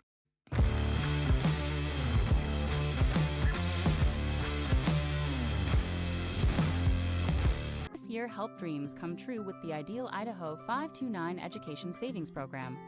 Our easy-to-use tools make it simple to plan for your child's education. With tax benefits, ownership flexibility Ideal is the perfect way to save for college, trade school, K-12 education, and student loan repayment. Join us at our next webinar to learn more about the 529 plan. Enrolling takes just 15 minutes and you can start with just $25. Visit idsaves.org if you would like to learn more.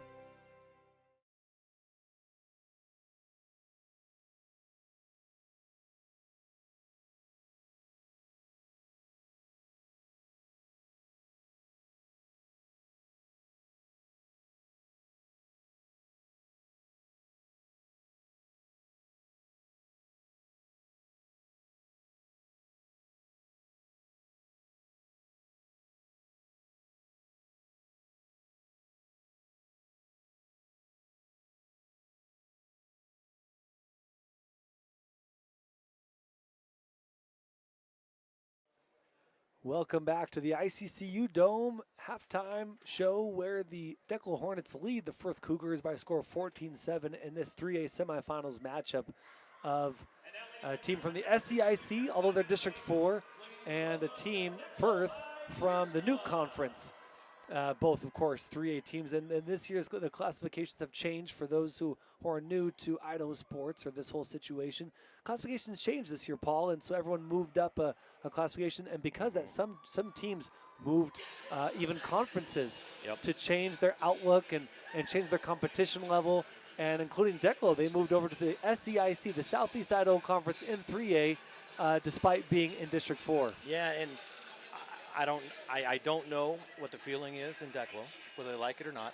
I like it. I love it. It puts them in a bigger conference, gives them more competition, and it validates when they, if they're a district champion, right, conference champion. Before it was, well, all I had to do was beat Wendell. Right. Now there's a little more validation to it. Even when they had great teams, or when they have great teams, there's always that little asterisk. Well, it's a two-team conference, you know, and I like it. I like seeing, you know, Declo not only making a conference better, because they do. They make that conference better. It's going to make their teams better as well, being in that bigger conference.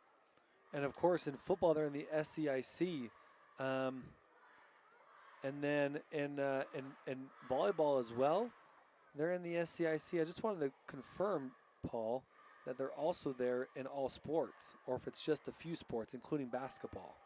That is the worst rule change ever, to allow teams to go up and down by sport.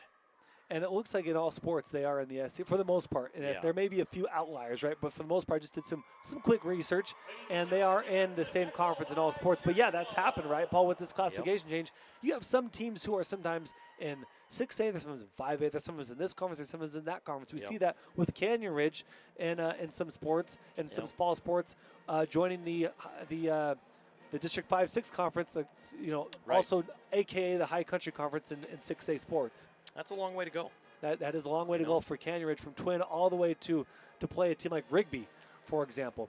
But wanted to talk about that because we have, Declo is a newcomer to SEIC, but they're not a newcomer, and all these teams obviously newcomers to 3A, but everyone has moved up, so they played each other before. But Declo this year got to play a few more teams from East Idaho because of their new home, and they've played some great teams, including Aberdeen, West Side. They've even played Firth, but in their game against Firth last time, they won that game 22-7. So far, they're leading 14-7. What's different in this game tonight? Well, the difference, it's inside. Yeah, out of the weather. And it doesn't matter if it was even, when was that, early in the season? Right, that was September 20th. So it was hot. I mean, September was hot. So, you have to worry about cramps and everything else. So it's a different, it can be cold, it can be hot. Either one's bad. You get in here, and not only is it on turf in the dome, but you're also at the end of a season. You're honed. Your players hopefully are healthy. They might be banged up. That could also go the other way. But the penalties should be down. Your coaches shouldn't have to worry about little things. They should just worry about calling plays and making sure guys are in the right spot. So, coming in this late in the season, we're in mid-November. That's a lot different than mid-September coming in. Right. Even the guys that are new on the varsity roster, at this point, they're almost veterans. I mean, they've played, 7-8 games on the varsity team. They've played a couple of rounds of state. So coming into this game, they're not newbies. The whole team is not newbies. So it's a different game, same players, same play, and the coaches are the same. But I don't know. It's a close game.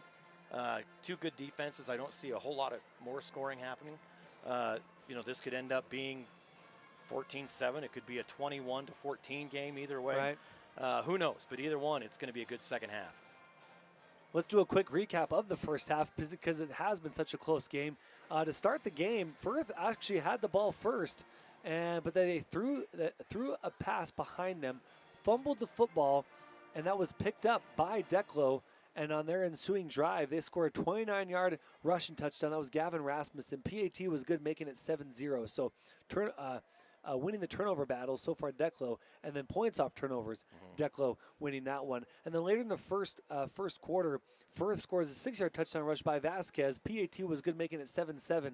And then come to the second quarter, the only score in the second quarter, Paul, was by Declo, 1-yard touchdown rush, 1-yard rushing touchdown by Hayden Thaxton, the starting quarterback, and that made the score 14-7. And since then, we've had no scores.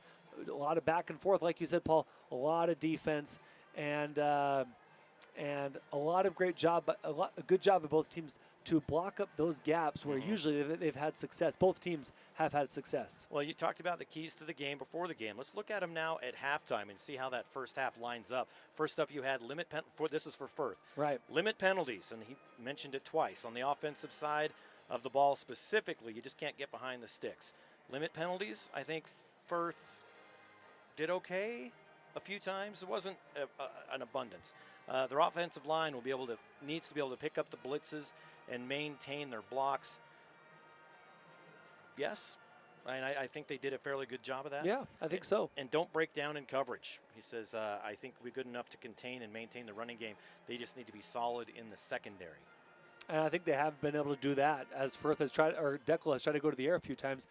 maybe uncharacteristically, you and I both mentioned that in the first half, both teams go into the air more than usual, maybe trying to throw off the other team, knowing that there's plenty of tape, right, on both offenses. We're going to throw a little wrinkle and go to the air, but it hasn't worked out for either team. Well, looking at Declo's key to the game, because there's just one, protect the ball, right? No fumbles, clean football. All right. So far, so good for Declo. Mission accomplished. Yeah. And Declo also wanted to be complimentary in the rushing and passing. And like we already mentioned, they've had tried to do a few balls to the air, but nothing going there. And again, for Declo's offense, you mentioned those keys that are going to be important moving forward. But Declo hasn't committed a turnover. Firth has. That might end up being the difference in this ball game. For offense, Declo want to keep the dynamic, keep Firth defense on their toes so they don't load the box, which I think for Firth they've been able to do that so far. And then and on defense, Declo runs at 3-4, 4-3-4-4. They give multiple looks. They kind of want to bend, not break, keep everything in front of them. And for the most part, they've been able to do that. No home run plays for either side, for either team. One thing Firth does have to be concerned about, be aware of, they're not overly deep. Right, so they have a lot of kids playing both ways, and that gets them very tired. And so you get into the latter part of this game, end of the third, end of the fourth, and your guys are tired. You don't want to be down very far. So it's very important for Firth to at least match Declo, getting down a couple of touchdowns, and your crew getting tired. That's not a good combination. And you mentioned Firth's, that depth. Chase Shook, he was lost earlier in the year with an LCL tear, according to his coach Rigo Vasquez. And Chase is a senior with 3 years of varsity experience. Paul, you hate to see that when they're a senior. They've this is their third year in playing varsity, so it's a huge loss for Firth. And he was one of their big leaders, in that locker room. And then Grant Vasquez, and Grant is the where did Grant? Yeah, Grant is the brother of Daryl Vasquez. Of course, both boys to Rigo Vasquez. Grant was lost for a few games, 4 games to be exact, with an MCL and ACL strain, but has rehabbed, and now he is back. So some of that has, not as much depth. And you look at the rosters for Declo. Frankly, there are a lot more players on Declo's roster than First roster. There are. Declo is a lot deeper than Firth, both in size, experience. They've got guys coming back here for Declo that, if they can, one thing that Jones said in this year's preview, he said, if I could pick 3 words to be our X factors, it'd be execution, physicality, and determination. And that's really what's got them here. They are very physical, they're big, and obviously determination and execution. And so far in this first half, they've executed pretty well. Both teams back on the field out of their locker rooms. Declo doing wind sprints because they didn't run enough in that first half. Or maybe they did something wrong and the coach is like, get on the line. That's right. So Declo will go to their sideline. Firth is on their side, and we'll get set to kick off this second half of 3A semifinal action. Been a great playoff so far. Of course, Firth won their conference. Declo was second. Aberdeen had the won the tiebreaker, and Aberdeen was their Southeast Idaho Conference champ. So Declo came in having to play in that first game. Firth didn't have to play in that first game, but Firth with that first round bye in the second game, they beat Grangeville 15-14. And Declo, how did they get here again? They had their first round bye, but a win over Nampa Christian 19-14. And here they are, both teams playing in the semifinal matchup. Game after this will determine who they play, either Westside or Aberdeen. That should be a massive, massive game. Yeah, that's going to be a fun game. If you had one chance, one opportunity, would you take it? I don't know. Palms are sweaty.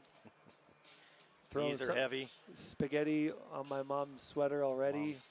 Yeah. Mom's spaghetti, something like that. Yep. No doubt. He missed a great marketing opportunity to bottle his own spaghetti sauce. Right? Mom's spaghetti. 100% Mom's spaghetti. So, let's take a quick break as Declo is still out there warming up. Thought maybe we'd kick off, Paul, but let's take a quick break. We'll be right back. You're watching the 3A semifinals on IdahoSports.com. Stay with us. We do things differently in Idaho. Sometimes we go east to find west, where muddy trails meet huckleberry smiles.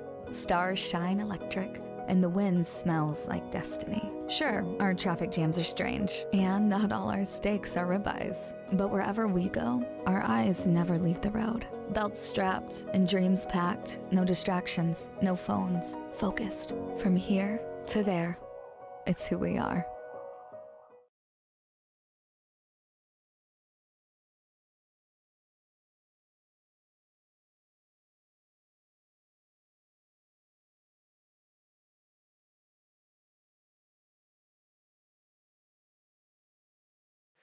Welcome back to the 3A semifinals. Paul, what do you got for us? I've got Lava Hot Springs, and I've got them all day long. Oh, man, let's go. It's your destination for a fun and relaxing day, whichever you choose. I want both. Just 11 miles off I-15, their world-famous hot springs are open from 8 a.m. to 10 p.m. and until 11 on Fridays and Saturdays. The all-natural geothermal hot springs are always a warm to hot 102 to 112 degrees, so you can come and you can soak your worries away. Their indoor aquatic center with Kiddie Cove is now open Fridays and Saturdays, noon to 8, Sundays noon to 5 with special weekday hours. Visit lavahot.springs.com for more info and a calendar of hours. And don't forget about Adrenaline Performance. They're a company that specializes in providing high-performance products and services for automotive enthusiasts. They offer a wide range of performance parts, including exhaust systems, suspension upgrades, and engine modifications. Come see them at 606 North State in Shelley. Give them a call at 357-5603. From everyone at Adrenaline Performance, go Firth Cougars. Squib kick from the Firth Cougars to start this second half. Nice return and gets all the way to the 31-yard line. So Declo would take over with decent field position, moving right to left. That's east to west? I don't know. To start the first down. You know, it's actually I do, because I raised my kids to be very cognizant of directions. I would always spot check. We'd be driving, okay, what direction are we? And test them. And the boys, well, my oldest son, he leads the scouts team for his unit in the Army. And I'm like, you listened. Something stuck. Right on. How great right is on. that? Good for right on, Dad. Yeah. Good job. So 1st and 10 on the 31-yard line. Thaxton walks up to under center. He'll hand it off to the man in motion. That's 18, Preston Wharton. Preston Wharton gets outside. Nice block inside. Runs over a tackler, and he gets almost to the midfield. Good long first down run from the Hornets to start the second half. I don't know if that was Vasquez. He ran over. Well, and you talk about as this game goes on, you have players pulling both ways. If that player's your star, yeah, you want to be careful because Vasquez gets run over on the tackle, and he may not be able to get ready on offense. You know, I was going to mention this when you talked about it, but they send him to the sideline for the play, right? That's 10 yards over, at least 10, 15, 10, 15 back. That's an extra 20, 30 yards before the play even starts. Too many steps, if you will, right? Yeah. Thaxton win the shotgun. He'll be a quarterback keeper, breaking tackles, gets flipped over on the tackle, but not before getting 9 yards on that first down. So Declo comes out of halftime making some adjustments on the line, no doubt, because the last two runs have been big gainers. And Cooper Park, the junior D lineman, he reached out, tried to grab him on the way by, just couldn't get him, and he was frustrated. I don't think he'll miss again. Tush push for the first down, but man, Cougars stand up. It's going to be close. And it's going to be really close. Nice job by the Cougars line and linebackers to stuff the run. And there's a lot of black jerseys coming up off the turf. So they put it, I think it's short. Yeah, they're going to mark them short. So 3rd and a couple fingernails. Yeah. It's kind of morbid. A couple fingernails. Ugh, why did I just say? Better than toenails. Right? Yeah, that's probably true. I could have just said 3rd and an inch. Hey, I like your descriptions. Right. Painting it well. Far hash marks going right to left. Declo in the all blacks versus Cougars in the white jerseys and blue helmets. On 3rd and 1, they take the shotgun and they'll get the first down. Then a couple more nice 3rd down play from the Hornets, and they'll get a first down across the 50-yard line, across the 40, all the way to about just between the 39 and 38 hashes. Wearing his linebacker hat this time. Fisher Arnold in on that tackle. And that's a tough one to play. Linebacker, running back. You're getting hit. Either you're doing the hitting or you're getting hit. And that will wear you out. No doubt. End up looking like Tyson in the 5th. So Cougars, Hornets are in Cougar territory. Thaxton takes the snap. He is going to throw long. And that was almost intercepted. I thought maybe that'd be offensive pass interference, Paul. He didn't have a chance to catch it. Number 11, I believe, number 11 turns around Arriaga, and the offensive player turned into defense. I thought they might call it. They did not. And Ricky Arriaga was there for the interception. Yeah, that ball was very much underthrown by Thaxton, and it came out of his hand weird. It wasn't a dead duck, but it was definitely going that. It was definitely a lame duck. Definitely going that way. He had a hurt nail. Yeah, fingernail. that's yeah. right. He had 2 hurt fingernails. Thaxton under center, running back behind him. Another wing back to his left. He'll take it to the near side and then stops in the middle of the hashes. Ball is almost caught. I don't know if that was his intended receiver, but Gavin Rasmussen sees the ball at the last minute, turns his body, jumps up, goes through his hands. That's going to be third and 10, I believe. But there's a flag on the play.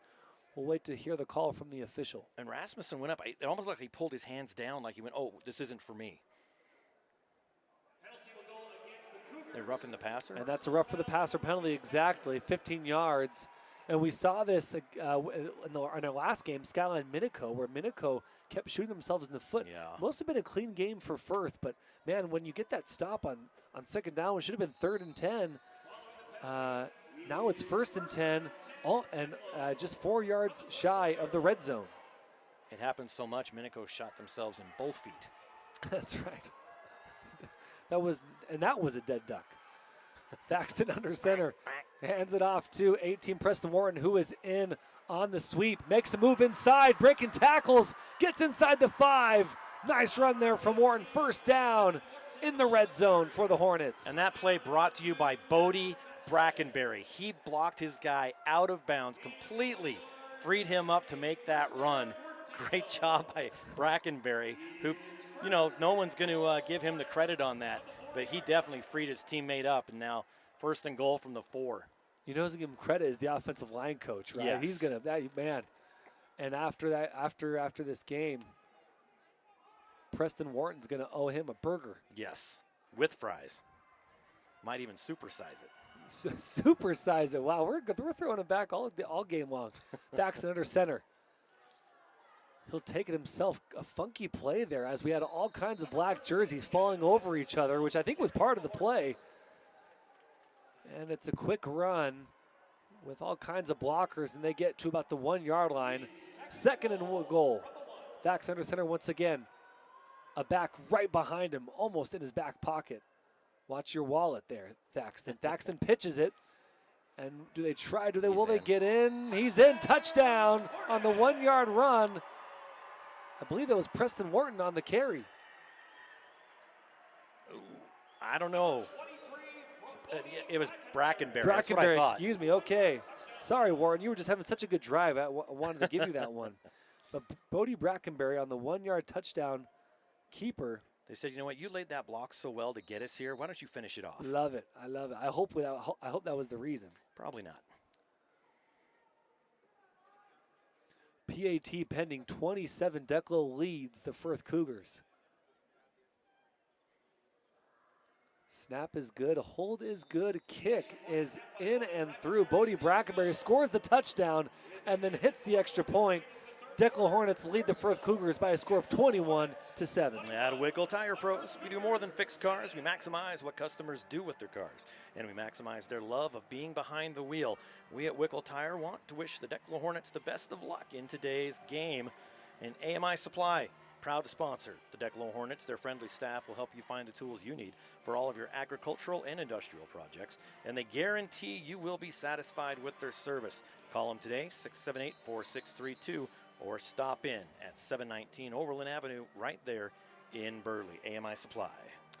So about 4 minutes, 4 minutes gone in the second half. I got distracted by Seven Nation Army over here. I don't know why. White Stripes, baby. Great band. So, yeah, 4 minutes off in the third quarter.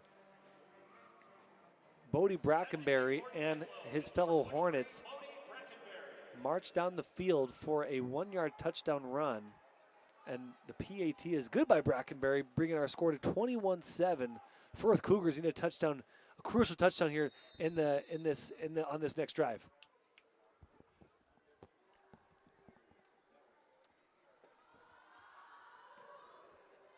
And the kick is off. They'll receive it at about the 15-yard line. That's number 11 that's Ricky Arriaga for the Firth Cougars. And we'll get about 10 yards on the kickoff return. So decent kickoff return. They'll start at the 25-yard line. It was a good heads-up run by him on that run back. He was actually stopped. They grabbed his ankles at about the 22, and he spun to his right, fell forward, used his height, got those 2 extra yards. He didn't just go down. So with 7:58 to play in the third quarter, Firth Cougars going left to right between both hashes, right in the middle of the field. Hands off. Vasquez hands it off to number 20, Fisher Arnold. Nothing going there. They'll lose 1 yard. Like Dane Gerard in there on that tackle. One of many, but I think he was in there first.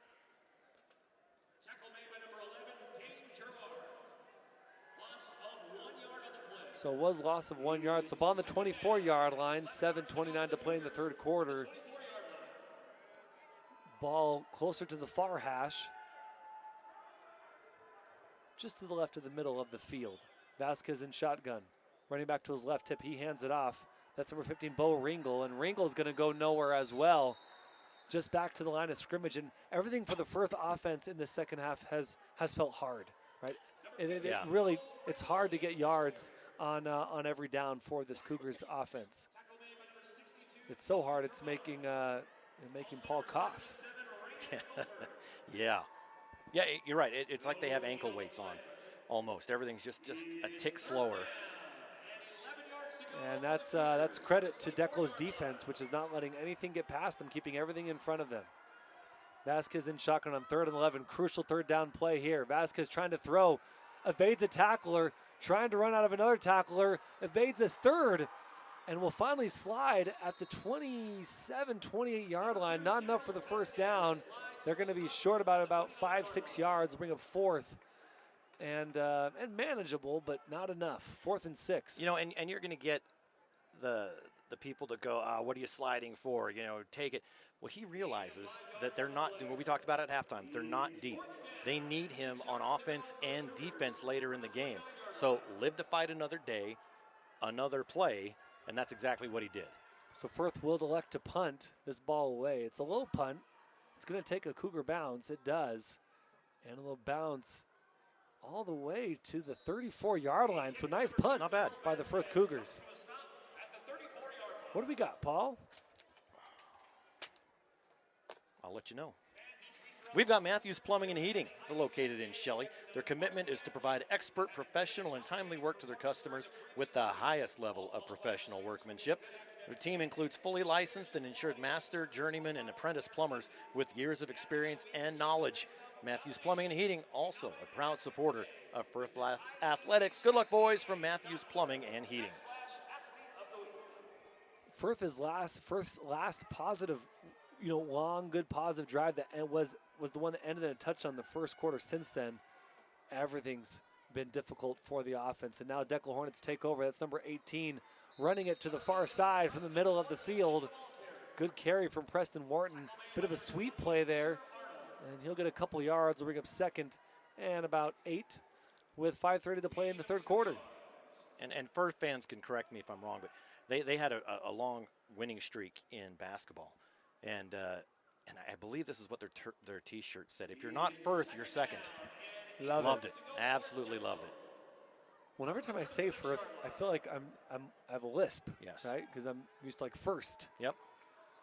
And it's not always a bad description. Right, that is true. Ball on the 36-yard line, 2nd and 8. 5 minutes to play in the third quarter. Handoff to number 23, Bodie Brackenberry.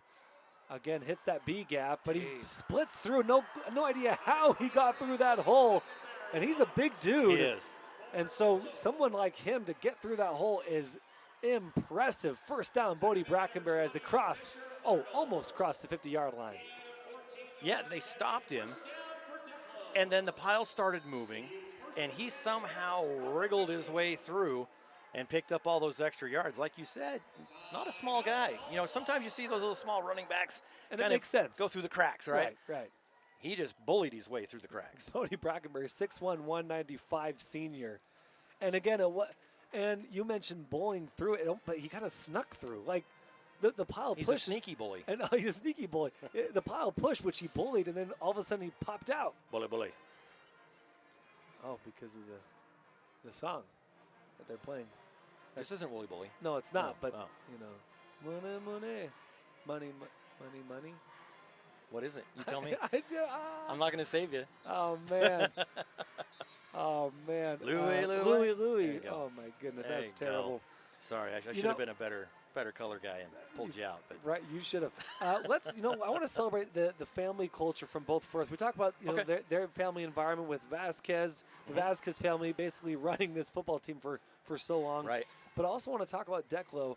You got a couple brothers. Hayden Thaxton is the brother to Trayson Thaxton.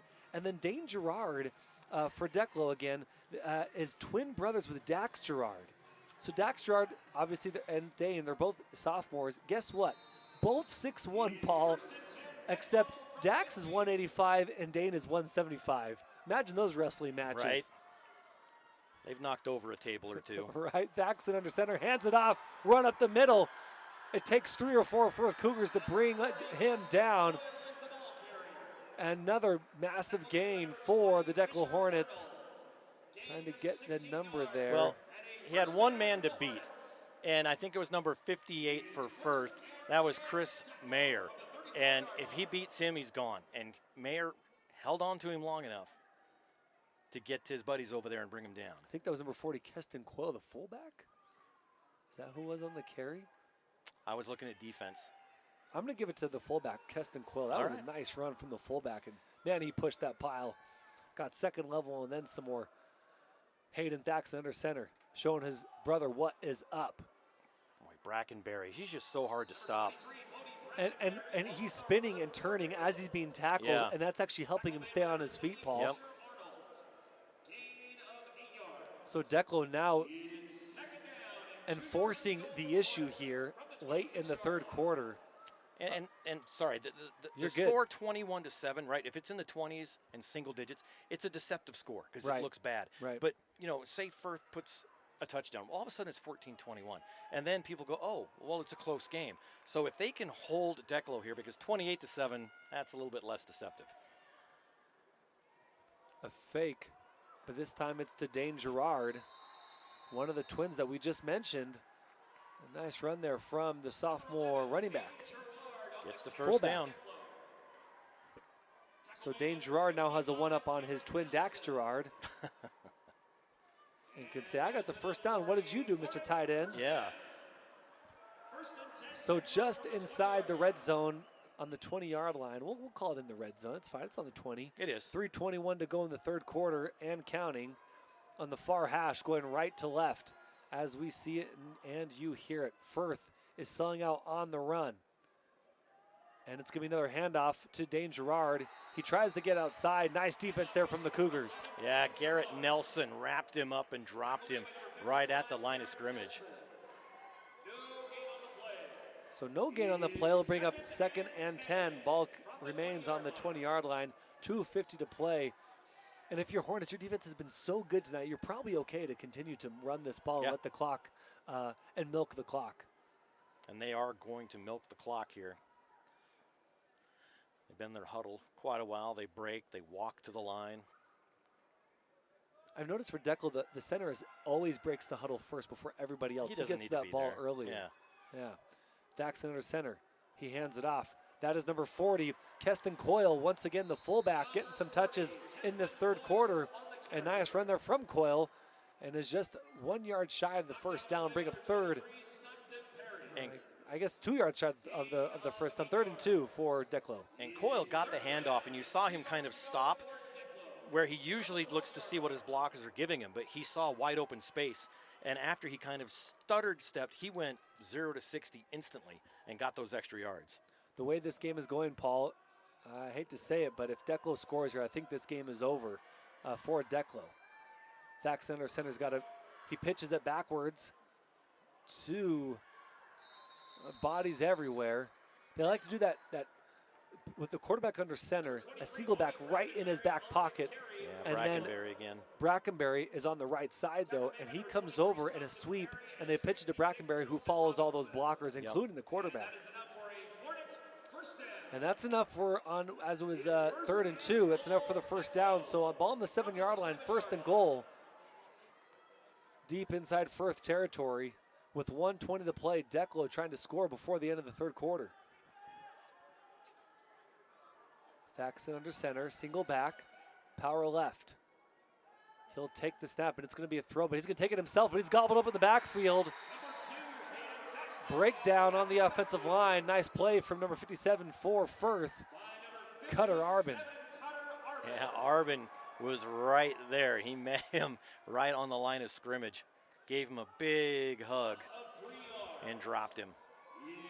So loss of 3 actions. That'll be 2nd and goal from the 10-yard line. Declo trying to change things up a little bit, keep Firth on their heels. We'll see what the coaching staff draws up on this play. Thaxton under center, another number 40, Keyston Coyle, in his back pocket.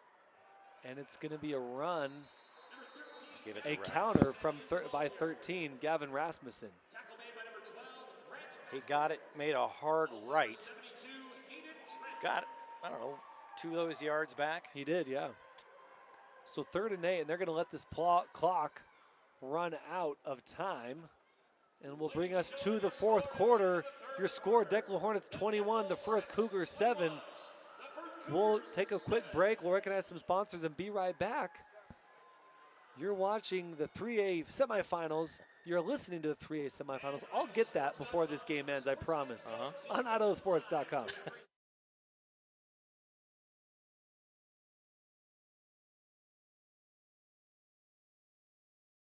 Dear Triathlon, let's take on iconic trails and race straight to the top. What's the point of winning if you can't enjoy the view? Yours, Toyota SUVs. Toyota. Let's go places. Welcome back to 3A semifinal football on IdahoSports.com. Great to have you with us listening on this broadcast. Doesn't count. Paul, take it away. Well, Kelly's Bearing Supply, they provide a heavy-duty parts supplier. They are a heavy-duty parts supplier. Machinery and farm equipment parts, bearings, sprockets, pullets, seals, and plastics, belts, chains, to everyone in the Burley, Idaho area. From everyone at Kelly's Bearing Supply, they want to wish the best of luck to their Declo Hornets in the football tournament. And Wickle Tire Pros, they do more than fix cars. They maximize what customers do with their cars, and they maximize their love of being behind the wheel. At Wickle Tire, they want to wish the Declo Hornets all the best in today's game.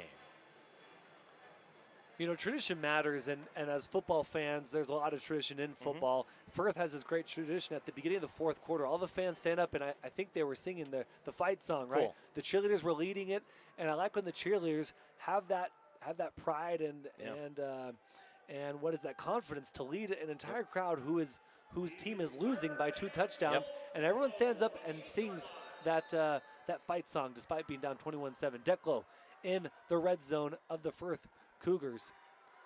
Thaxton in the shotgun. Got a man on his right hip. 2 receivers on both sides. It's going to be a throwing play, but then he's going to take it himself to the near side, and he'll be tackled in the backfield. Great coverage by Firth in both the secondary and in the back, and that's Grant Vasquez, the brother of Darrell Vasquez, on the sack. Yeah, Grant was actually falling down to the turf, reached up, tripped him up at the last second. Made a big play. So Declo was marching almost with ease, Paul. Yeah. And once they hit the red zone, though, they slowed way down. They may have gone away from what was working and tried to do some trickery and tried to change some things up. But it ended up biting them a little bit, and they're going to have to settle for a field goal. And this keeps the door open. Exactly. A little bit. Your holder is Hayden Thaxton. Your kicker is Bodie Brackenberry. Shocker. And the hold is good, but the kick is no good. Goes wide right for Bodie Brackenberry. And the Cougars, I said it, if Declo scores here, this game is over. That was my call. And I'll have to live with that one if the Cougars come back. But Declo does not score. So it's still a 2-score ball game. Cougars still with a chance with 11:06 to play in the fourth quarter. Effectively a turnover on downs. They get it at their own 20. 1st and 10. A lot of time on the clock, but they can't waste time. And I think that's why Declo went for the field goal. And, because, okay, we're not going to throw an interception. We're not going to fumble. We're going to kick the field goal. And if we don't get it, we're still deep in Cougar territory. Right. And so it's like we've had almost all game where Cougars have had to start from deep in their own, on their own side. Speaking of which, on the 20-yard line, Vasquez under center throws behind him. That was the play that we saw in the first quarter that ended up in a fumble. This time it's not a fumble, but a completion to Fisher Arnold, and he runs about 5-6 yards, but only gets 1 yard. We'll bring up 2nd and 9 on the 21-yard line. Loper again. And they're saying Dodge Edgar, but I can tell you Loper was the one on the ground holding on to his ankles. Right. Keeping Arnold from getting through. Arnold, one of the key players for this Firth team. Arnold on the season, 867 yards rushing, 9 touchdowns on the ground, and then receiving 18 catches for 432 yards and 4 touchdowns. Those were the stats given to me by Coach Vasquez. All right. Appreciate Coach Vasquez and taking some time to get us some information about this team. Play action. He's got a man open. That's number 12. But ball is just overthrown. Falls incomplete. It was Vasquez to Vasquez. Darryl to his brother Grant Vasquez. Grant, the sophomore, to his senior brother. And the play action worked. He was open. He was covered by a couple guys, but he had to step on both of them. But ball is just overthrown. Falls incomplete. 3rd and 9 for Firth. Gavin Rasmussen was the defender out there, and he made a pretty good play on the ball as well. So with 10-10 to go in this game, Vasquez in shotgun. This is a huge 3rd down. Vasquez under some pressure. Tries to evade the tacklers, and he will not. Declo rushes 4, and they're able to get to the backfield, and they stop him for a QB sack. And Bo Ringel is down at the 10. He's kind of on his knees. He was actually making the block. He was making the block on Loper, blocking, let him go, and then he came up behind the quarterback and brought him down, and you could just see him going. If it would have been any longer, they would have called me for a hold. He had to let go. Yeah. So 4th and 14, now the Firth Cougars will punt. Unfortunate play there for Firth. And that's an end-over-end punt that'll take a Declo bounce, unfortunately. So not a great punt there from the Cougars. And Declo will start at about the 37-yard line. Well, that's great for Declo.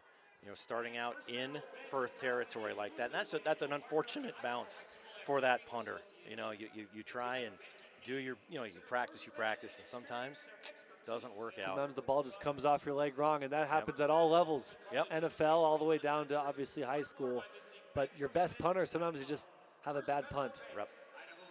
So with 9:25 to play in the game, Declo are in complete control of this one, up 21-7 on the Firth 37-yard line. In between both hashes, Thaxton puts a man in motion. Cuts inside, has a couple blockers, but not much. Actually does get some decent yardage. And that's number 18 on the carry, Preston Wharton. And both players getting up slowly, but walking off gingerly is number 18 for Declo, Preston Wharton. And Wharton calls to the sideline to bring in a backup. And he comes up and runs off the field a bit gingerly, favoring that right foot, right leg. Gavin Rasmussen takes his place. Gavin Rasmussen, the 6'1", 170 senior, plays wide receiver, running back, and defensive back. Thaxton under center, puts a man in motion, running back behind him. He gives it to the running back behind him. That was a single back in the backfield. Nice run there from number 10, Stetson Moulton, Oh, excuse me. That was Coyle on the run. Excuse me, Keston Coyle. I really wanted to give it to Stetson Moulton, man. I haven't called his name tonight. And Garrett Nelson, the senior, in on that tackle. Time ticking away. Further and further away from Firth and further from Declo being in the state championship game against the winner of our next game. Exactly 8 minutes to play in this one. Thaxton surveys the defense and eventually goes under center, single back, puts a man in motion from left to right. He will give it to him, and as he's sliding, he gets tackled. Fair play there, no problem. And that's Gavin Rasmussen on the carry on the sweep. I've seen more slides in this game than I think I've seen all season. Hey, that I was going to say, 100% right. And both teams. Right. So it's first down Hornets on the 25-yard line, 7:35 and counting to play in this one. This offensive line has been awesome for Declo, creating holes and just enough yardage. We haven't seen massive plays as Thaxton hands it off. Running back number, and he's going to be open. 10-5 touchdown Gavin Rasmussen. I was just saying, Paul, that offensive line has created the holes, and they do just that for Gavin Rasmussen, and he'll get in for 6 more. 25 yards out. He went through the initial line, the secondary. No one could stop him. Once he got that head of steam, he was pretty much impossible to tackle. And there is that touchdown they didn't get before. And now with only 7 minutes, that makes it even tougher.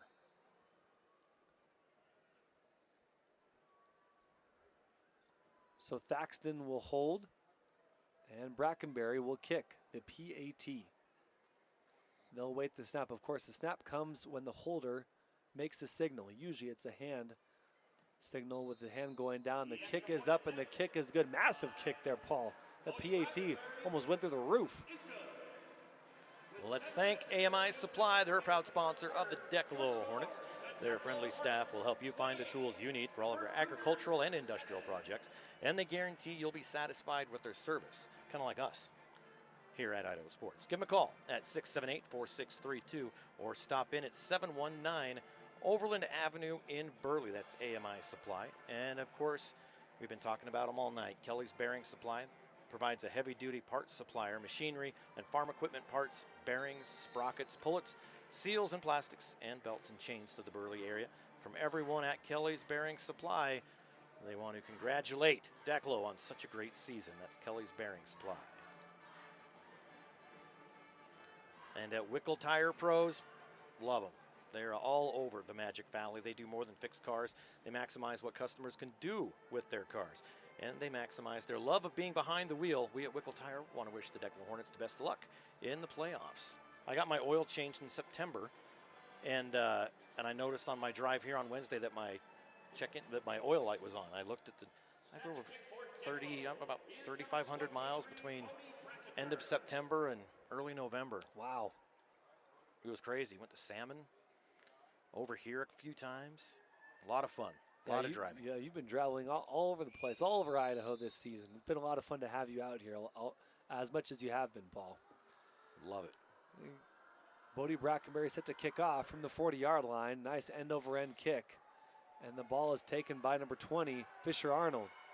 Fisher Arnold tries to bounce outside to the far hash, gets past that hash, and then gets to the sideline and will be tackled and stopped at the 24-yard line. Put a big stiff arm on Riley Matthews around the corner. Freed him up, but he lost his balance after the stiff arm. He could have gotten a few more yards had he maintained his balance. But he put that stiff arm on Matthews, and Matthews just kind of laid on the turf for a minute.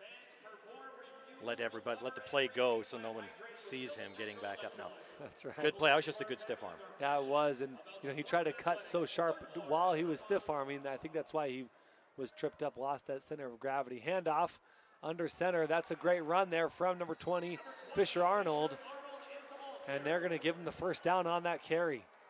The 28-7 time is running out for the Cougars. Less than 7 minutes to play, and Firth need a big play here to keep this game within reach. Within reach, yeah.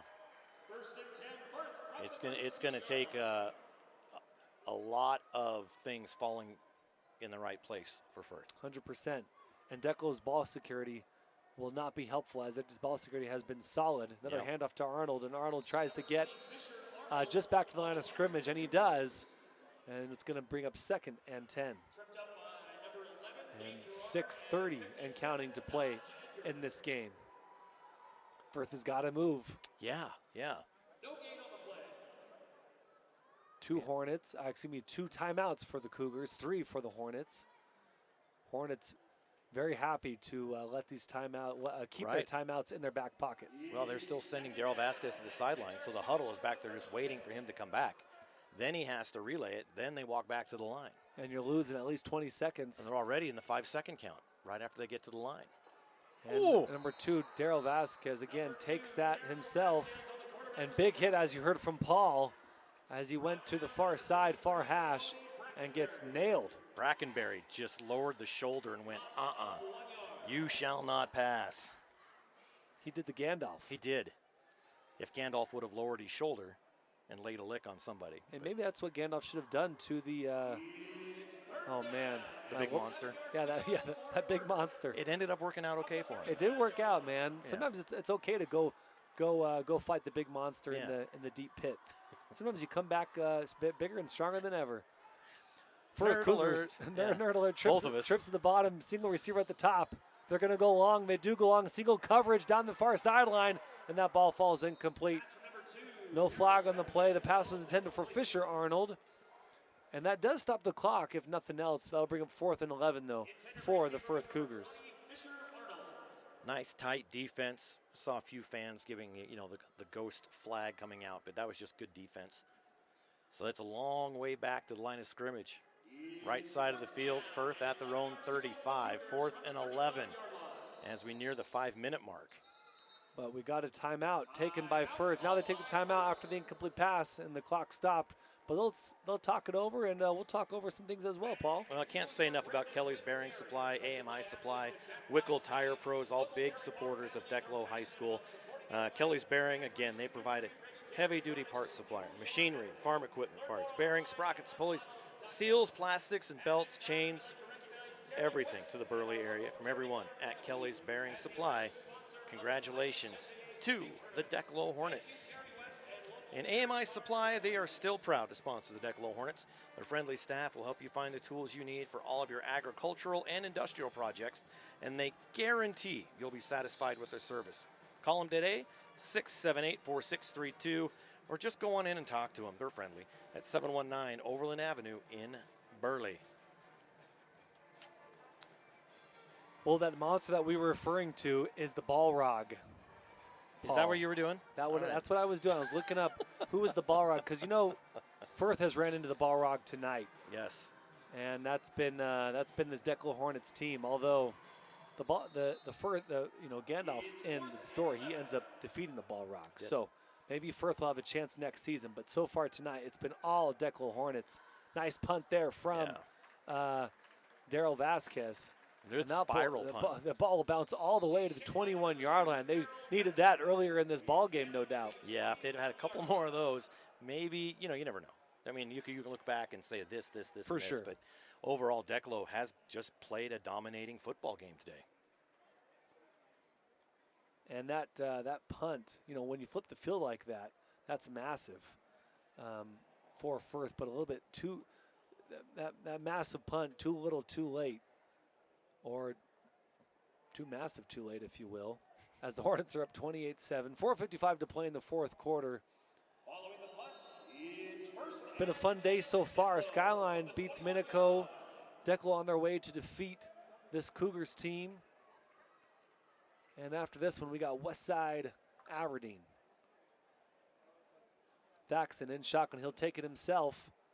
Right up the middle. Good block. Good blocks, I should say, and we'll get a gain of about 4. A nice run there from Thaxton, and they'll let this clock continue to roll. Curious if Firth will call a timeout at some point if they're still on defense to try to get one more chance to get maybe some players in the field and get some play time for maybe some of these seniors who haven't had as much play time this season. Call this Paul Kingsbury time. Coach would put me in when it was impossible for me to lose the game for us. Right. Thaxton under center. And look at you now, Paul. Yeah, look at me now. Thaxton breaks the tackle, knocks over a man, gets to the far sideline, breaks another tackle. My goodness, Hayden Thaxton, 5'10", 160 senior QB, doing plenty, won't go down.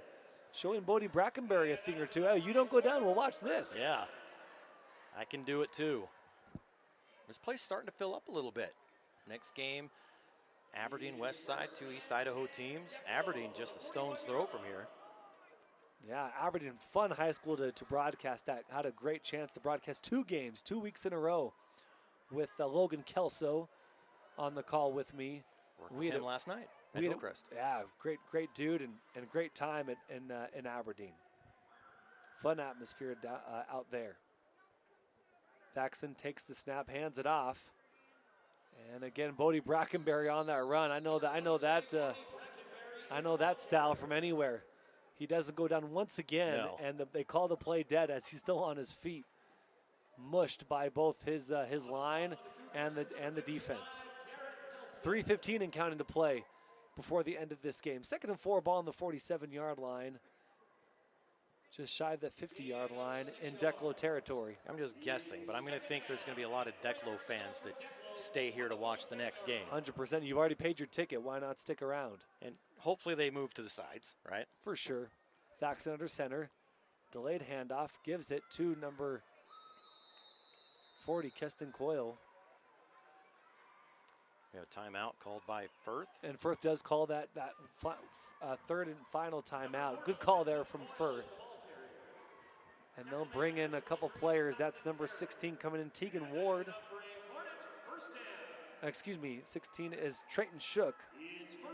Pulling number 23, Stockton Perry.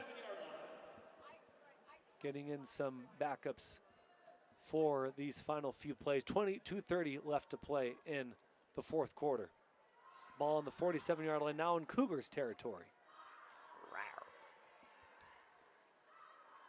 Thaxton in the shotgun. No, it's going to be a direct snap. Thaxton does call for the ball, but it's a direct snap. Wildcat to number 23, Bodie Brackenberry. Did you hear that? I think there's actually a Wildcat in the press box. There's a Cougar back here. I don't know where. Oh, you meant the animal. Okay. I had a Wildcat. Kinda getting excited there. Yeah, both. Cougar what? Wildcat, Cougar. Buck 55. Paul's going to get me in trouble.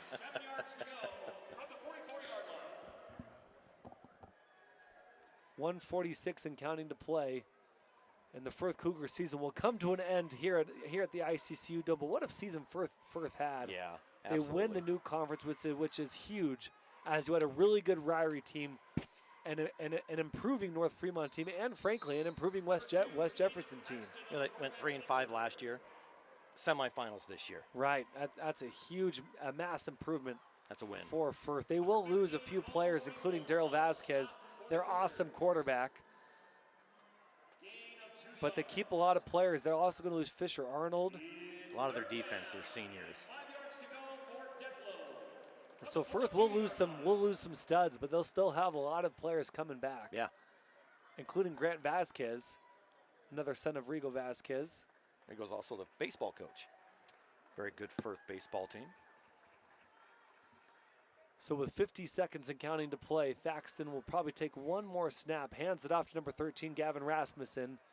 And good decision there to slide and not run out of bounds and let that clock roll. First down for the Hornets. It'll start back up once they spot the ball. And that is enough for a Hornet first down.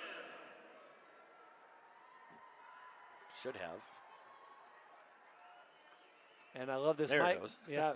Micah Smith coming in. Number 12, number 1, he's a senior, plays wide receiver and DB. And coach was coaching him up before he went, and you could tell he hasn't played a lot of minutes. But really cool for him to get this time. Coming in at victory formation, that's going to do it. And the knee is taken, and that's going to run the clock all the way to 0. Declo Hornets will win this by a score of 28-7. The Firth Cougar season is over. Great season it was, but Declo will live to see another day, another week. Yep. as they will play next week the winner of the West Side Aberdeen game. Our final 28-7, Declo defeats Firth. We'll take a quick break, recognize some sponsors, and be right back for a post-game show. You're listening to the 3A semifinals on IdahoSports.com. We do things differently in Idaho. Sometimes we go east to find west, where muddy trails meet huckleberry smiles, stars shine electric, and the wind smells like destiny. Sure, our traffic jams are strange, and not all our steaks are ribeyes. But wherever we go, our eyes never leave the road. Belts strapped and dreams packed, no distractions, no phones, focused. From here to there, it's who we are.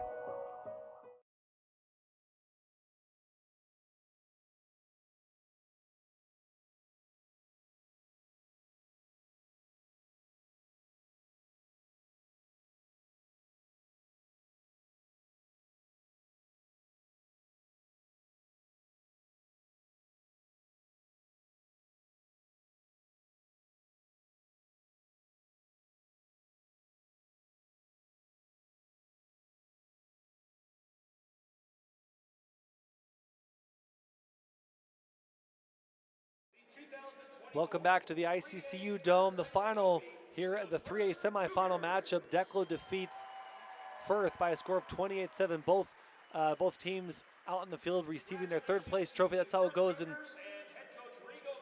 That's how it goes in 3A. You get two. Well, everybody, any semifinal loser gets a third place trophy. Right. I say you get your best players, put them in the octagon. Winner gets the green trophy. 100%. But before we award our IdahoSports.com player of the game, let's do just a quick recap of the scoring drives. There wasn't a lot of scoring. 4 touchdowns by the Hornets, 1 by the Cougars. We did the first half. Let's do the second half really fast. Declo, 1-yard touchdown rush by Bodie Brackenberry. PAT was good by Brackenberry, bringing it 21-7. And then we had one more touchdown in the fourth quarter, 25-yard touchdown run by Gavin Rasmussen. PAT by Bodie Brackenberry was good, making it 28-7. Final thoughts, Paul, from this game? I think Declo kind of showed why they're here this year.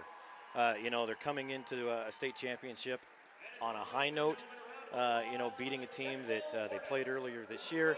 Their fans are excited. The whole community is into it. I think they're tuned up for a championship next week. I agree. And before we close, want to shout out the Idaho Bowl, Paul. The Idaho Bowl is now accepting nominations for the 6th to 8th grade athletes. If you've got a future all-star in the making, visit IdahoBowl.com to nominate them today. In partnership with IdahoSports.com, the Idaho Bowl selects the best players across the state to compete in the premier youth all-star game. Plus, they're raising funds for the Ronald McDonald House Charities of Idaho. Don't miss your chance to be a part of something special. Nominate now at IdahoBowl.com. Paul, the last thing we got to do is award our IdahoSports.com player of the game, which is brought to you by the Idaho Office of Highway Safety, reminding you to always keep your head in the game.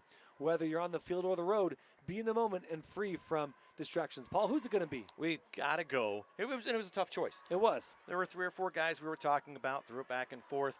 Bodie Brackenberry, number 23, outstanding. A touchdown.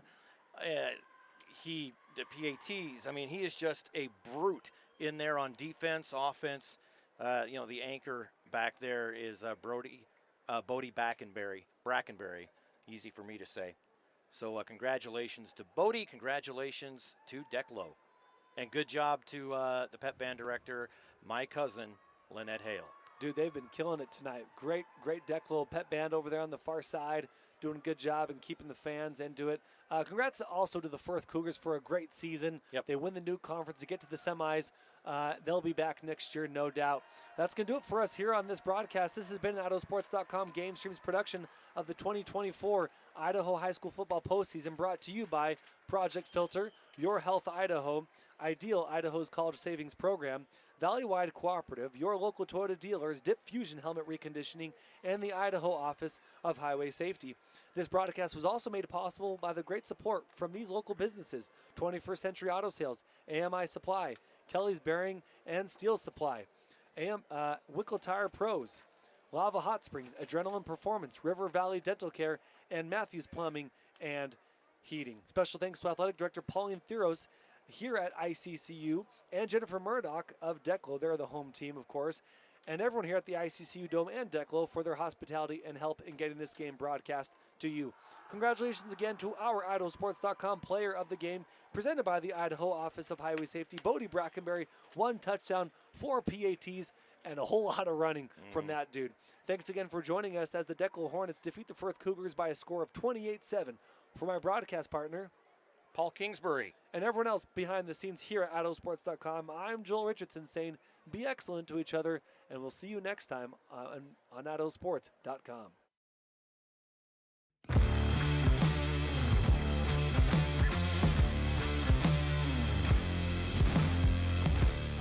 Let's talk about open enrollment for health insurance. Your Health Idaho's got you covered with all you need to know.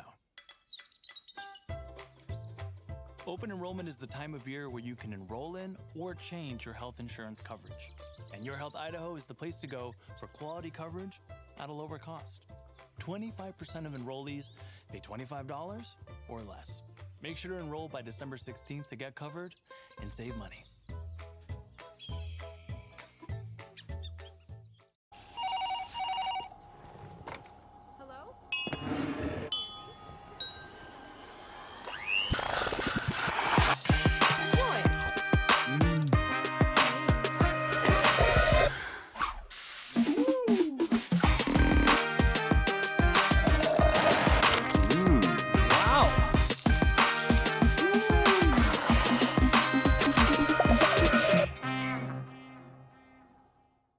This year, help dreams come true with the Ideal Idaho 529 Education Savings Program.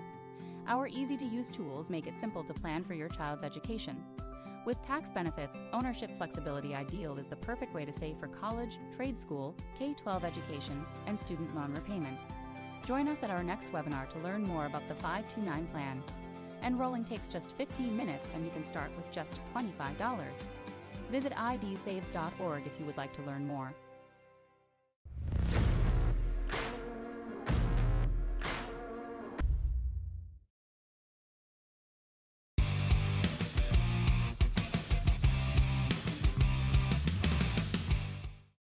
This has been a presentation of IdahoSports.com GameStreams. This broadcast is copyrighted to IdahoSports.com. Any rebroadcast, retransmission, or other use of this broadcast without the expressed written consent of IdahoSports.com